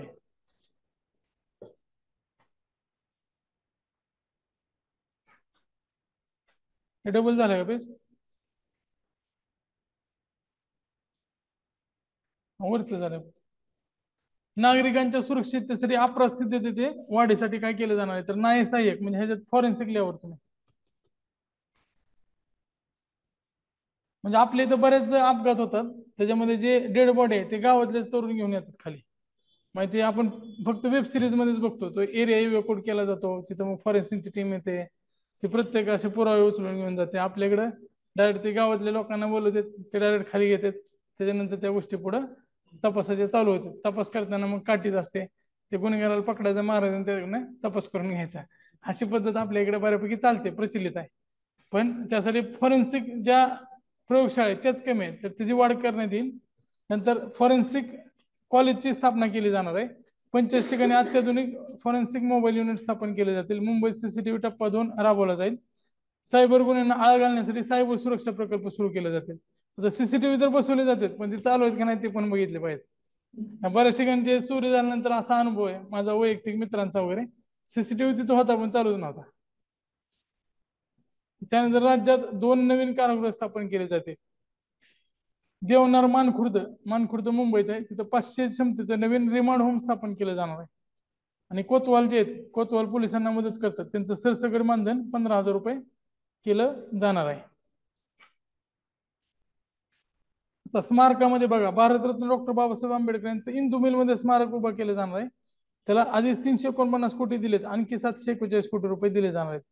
धर्मवीर छत्रपती संभाजी महाराजांचा तुळापूर आणि ओढू मध्ये स्मारक स्थापन केलं जाणार आहे.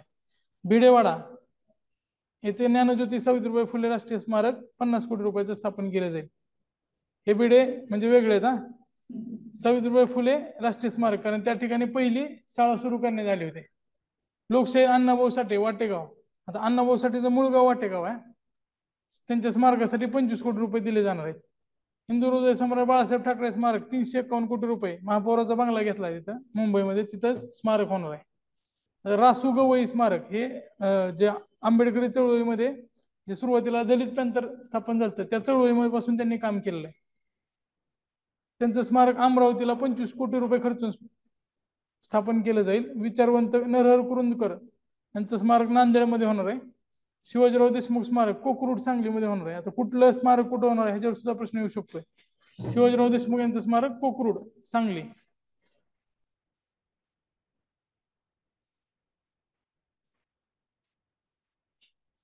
आता काही ठिकाण आहेत, ते ठिकाण तीर्थक्षेत्र म्हणून प्रसिद्ध आहेत, तिथं संतांचं पण ठिकाण असतील. आता बघा, संत सेवालाल महाराज स्मारक पोहरादेवी उमरी इथं तीर्थक्षेत्र विकासासाठी 500 कोटी रुपये दिले जातील. बंजारा समाजाचं आराध्य दैवत आहे संत सेवालाल. भीमाशंकर, त्र्यंबकेश्वर, कृष्णेश्वर, औंढा नागनाथ आणि वैजनाथ या 5ही महाराष्ट्रातील ज्योतिर्लिंगाच्या विकासासाठी 300 कोटी रुपयाचं तरतूद करण्यात आलेले. ज्योतिबा म्हणजे आपल्या पुरंदर तालुक्यातलं जेजुरी, सॉरी कोल्हापूर, कोल्हापूरमध्ये त्यासाठी दिलं जाणार आहे. जेजुरीचं कुठं तर वाचलो होतं मी, परत सांगतो. ज्योतिबा कोल्हापूर इथं 50 कोटी रुपये दिले जाणार. आता हे ठरवलं कसं, तर तिथं आधी विकास आराखडा मागवला जातो. असं नाही की मत जेवढे आहेत त्यानुसार किंवा त्या भागातले लोक किती त्यानुसार नाही. आधी विकास आराखडा मागवला जातो आणि विकास आराखड्यानुसार किती रकमेची गरज आहे त्यानुसार तो निधी मंजूर केलेला असतो. गाडगेबाबा समाधी स्थळ इथं 25 कोटी रुपये दिले जातील. चक्रधर स्वामी महानुभाव संबंधित रिद्धपूर, काटोल, विष्णू, जाळीचं देव, पोईचं देव, नांदेड, पंचाळेश्वर, पट्ट्य या सगळ्या ठिकाणी चक्रधर स्वामींचं वास्तव्य राहिलेलं आहे. त्या त्या ठिकाणी विकासासाठी निधी दिला जाईल. आता तिथं प्रस्ताव मागवले जातील आणि तिथं त्यांच्या संदर्भात काही गोष्टी असतील त्याचं परत पुनरुज्जीवन केलं जाईल किंवा तिथं मंदिर स्थापन केले जातील. जर प्रज्ञाचक्षु संत गुलाबराव महाराज स्मारकासाठी निधी दिला जाईल. गहिनीनाथ गडाच्या संवर्धनासाठी 25 कोटी रुपये. जनगाडे महाराज आर्ट गॅलरी नागपूरसाठी 6 कोटी रुपये दिले जातील. संत जनगाडे महाराज समाधी स्थळ कुठे आहे तर सुंदुबरे पुणेमध्ये 25 कोटी रुपये त्यासाठी दिले जातील. आपल्याला फक्त त्याचे ठिकाणं महत्वाचे आहेत, आकडे लक्षात ठेवू नका, लक्षात ठेवले तरी लक्षात राहणार नाही. राष्ट्रसंत तुकडोजी महाराजांच्या प्रेरणेने स्वातंत्र्य लढ्याच्या स्मृतिप्रित्यर्थ आष्टी वर्धा इथं स्मारक स्थापन केलं जाईल. विदर्भात जे जंगल सत्याग्रह झाले होते म्हणजे पुसद, यवतमाळ या ठिकाणी अशा बऱ्याच ठिकाणी झाले होते, त्या 3 ठिकाणी स्मारक स्थापन केले जातील.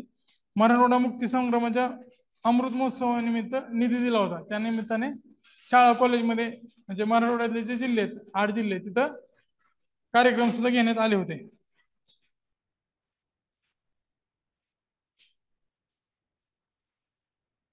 आता बघा, हे रोजगार संदर्भात आहेत. लॉजिस्टिक पार्क धोरण आणणार आहेत. नागपूरमध्ये 1000 एकरावर लॉजिस्टिक हब तयार केलं जाईल. पुणे MMR, पुणे, छत्रपती संभाजीनगर, नाशिक, रत्नागिरी असे 6 सर्क्युलर इकॉनॉमिक पार्क स्थापन केले जातील.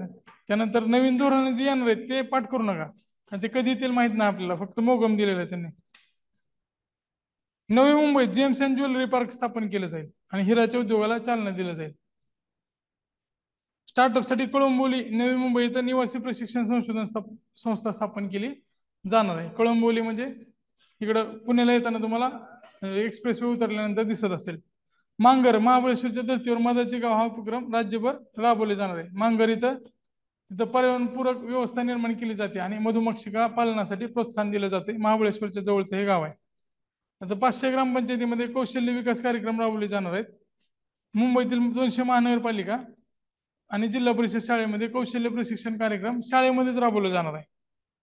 नंतर 500 ITIचं जे दर्जावाढ केली जाणार आहे. ITI मध्ये जे क्वालिटी आहे एज्युकेशनचे, त्यासोबत ज्या मशीन्स आहेत, CNC मशीन्स वगैरे असतील, ते एकदम जुने आहेत. त्यामध्ये अपग्रेडेशन करण्यासाठी 2307 कोटी रुपये दिले जाणार आहेत. 75 ITIच्या आधुनिकीकरणासाठी परत अजून 710 कोटी रुपये दिले जातील.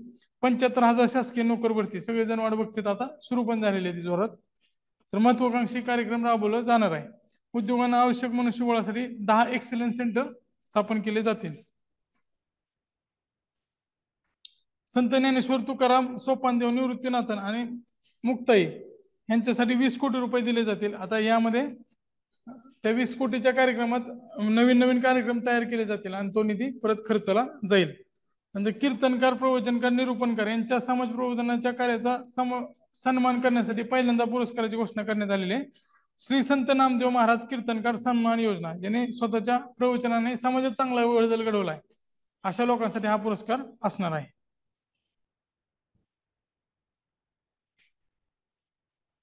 आता श्री क्षेत्र रिद्धपूर, रिद्धपूर बघा बरं कुठे एकदा, इकडं पूर्व विदर्भात आहे. एक्झॅक्ट बघा, मला वाटतं अमरावतीमध्ये कोणत्या तरी तालुक्यात आहे, मोर्शीमध्ये आहे का? एकदा क्रॉस चेक करा कोणी.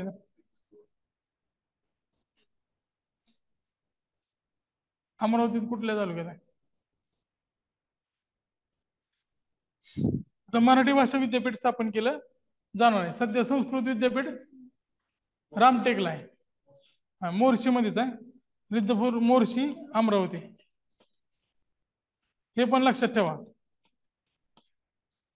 हे कधी कधी देतील. मराठी भाषा विद्यापीठ मोर्शी तालुक्यात स्थापन होणार आहे. तुम्हाला रिद्धपूर माहित असेल पण मोर्शी माहित नसेल तरी पण उत्तर चुकू शकते. विश्वकोश कार्यालय हे फेमस आहे वाईमध्ये.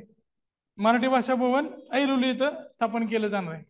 ऐरोली कळंबोली जवळजवळ आहेत, नवी मुंबईमध्येच. मराठी भाषेच्या प्रसारासाठी मराठी भाषा युवक मंडळ स्थापन केलं जाईल. सांगलीमध्ये नाट्यगृहासाठी 25 कोटी रुपये दिले जाणार आहेत. सर्व नाट्यगृहाच्या दुरुस्तीसाठी एकत्रित 50 कोटी रुपयाचा निधी दिला जाईल. दादासाहेब फाळके चित्रनगरी गोरेगाव, कोल्हापूर चित्रनगरी इथं आंतरराष्ट्रीय सुविधासाठी 115 कोटी रुपये दिले जातील. कलाकार आणि कला प्रकार जतनासाठी महाराष्ट्र कलाकार कल्याण मंडळाची स्थापना, हे लक्षात ठेवा. विदर्भ साहित्य संघाला शताब्दी निमित्त 10 कोटी रुपये दिले जातील. शंकरराव चव्हाण सुवर्ण महोत्सवी पत्रकार कल्याण निवास, आता ही जी योजना आहे पत्रकार कल्याण योजना, त्याच्यासाठी 50 कोटी रुपयाचा निधी दिला जाईल.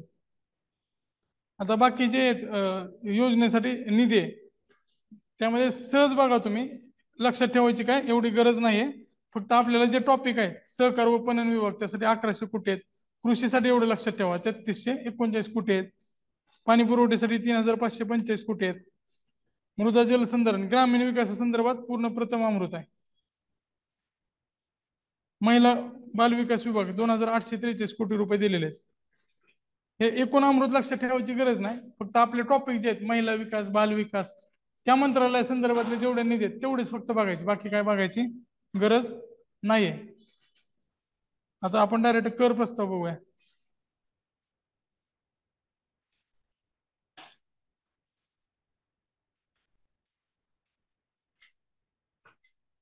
आता व्यवसाय कर असतात. व्यवसाय महिलांना आता मासिक 25,000 रुपयापर्यंत उत्पन्न व्यवसाय करमुक्त असणार आहेत. आधी ही 10,000 रुपयापर्यंतची होती. 25,000 रुपयापर्यंत उत्पन्न असेल तर त्याला व्यवसाय कर देण्याची गरज नाही. दिव्यांग व्यक्तीची व्याख्या बदलली, आता 21 पर्यंत केलेत आपण प्रकार, त्यामुळे त्यांना व्यवसाय कर द्यायची गरज नसणार आहे. हवाई वाहतूकला चालना देण्यासाठी एअर ट्रॅफिक साठीचा जो मूल्यवर्धित कर आहे तो 18% करण्यात आलेला आहे. त्यामुळं 25%वरून 18% केल्यामुळं जे इंधनावरील कर आहे तो कमी होईल आणि जो दर आहे तो कमी येईल. जो आपल्या ट्रॅव्हलिंगचा दर असेल एअर ट्रॅव्हलिंगचा दर तो कमी होण्यासाठी. आता महाराष्ट्र कर व्याज शास्ती विलंब शुल्क विषयीची थकबाकी तोडजोड योजना 2023 मध्ये जाहीर करण्यात आली.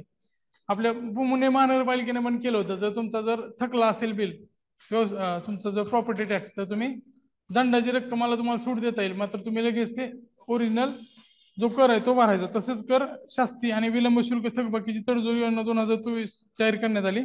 त्याचं नाव अभय योजना होतं हे लक्षात ठेवा. ते विचारतील कर व्याज शास्ती विलंब शुल्क तडजोडीची योजना कोणती होती तर ती अभय योजना होती. अभय योजना 1 मे 2023 ते 31 ऑक्टोबर 2000 पर्यंत राबवली जाणार होती. जी प्रलंबित थकबाकी आहे ती थकबाकी जर भरली तर तुम्हाला जे दंड व्याज लावलेला आहे तो कमी किंवा माफ करण्यात येणार आहे.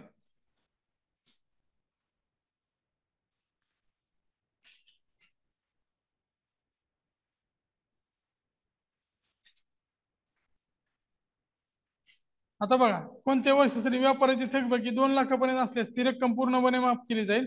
कोणत्या वैधानिक थकबाकी 50 लाख किंवा त्यापेक्षा कमी अशा प्रकरणात एकूण थकबाकीच्या 20% रक्कम भरल्यास उर्वरित 80% रक्कम माफ केली जाईल. त्यामुळे 80,000 मध्यम व्यापाऱ्यांना ह्याचा लाभ मिळेल. 2 लाखापर्यंत जर थकबाकी असेल जीएसटी वगैरे तर ती सगळ्यांची माफ केली जाईल.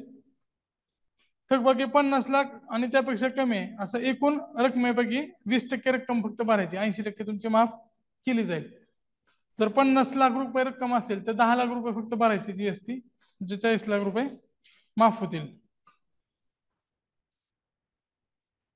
बाकी विभागाची पूर्ण तरतूद दिलेली आहे बाकीच्या विभागाची. इथं महाराष्ट्राचा बजेट आपला संपतोय.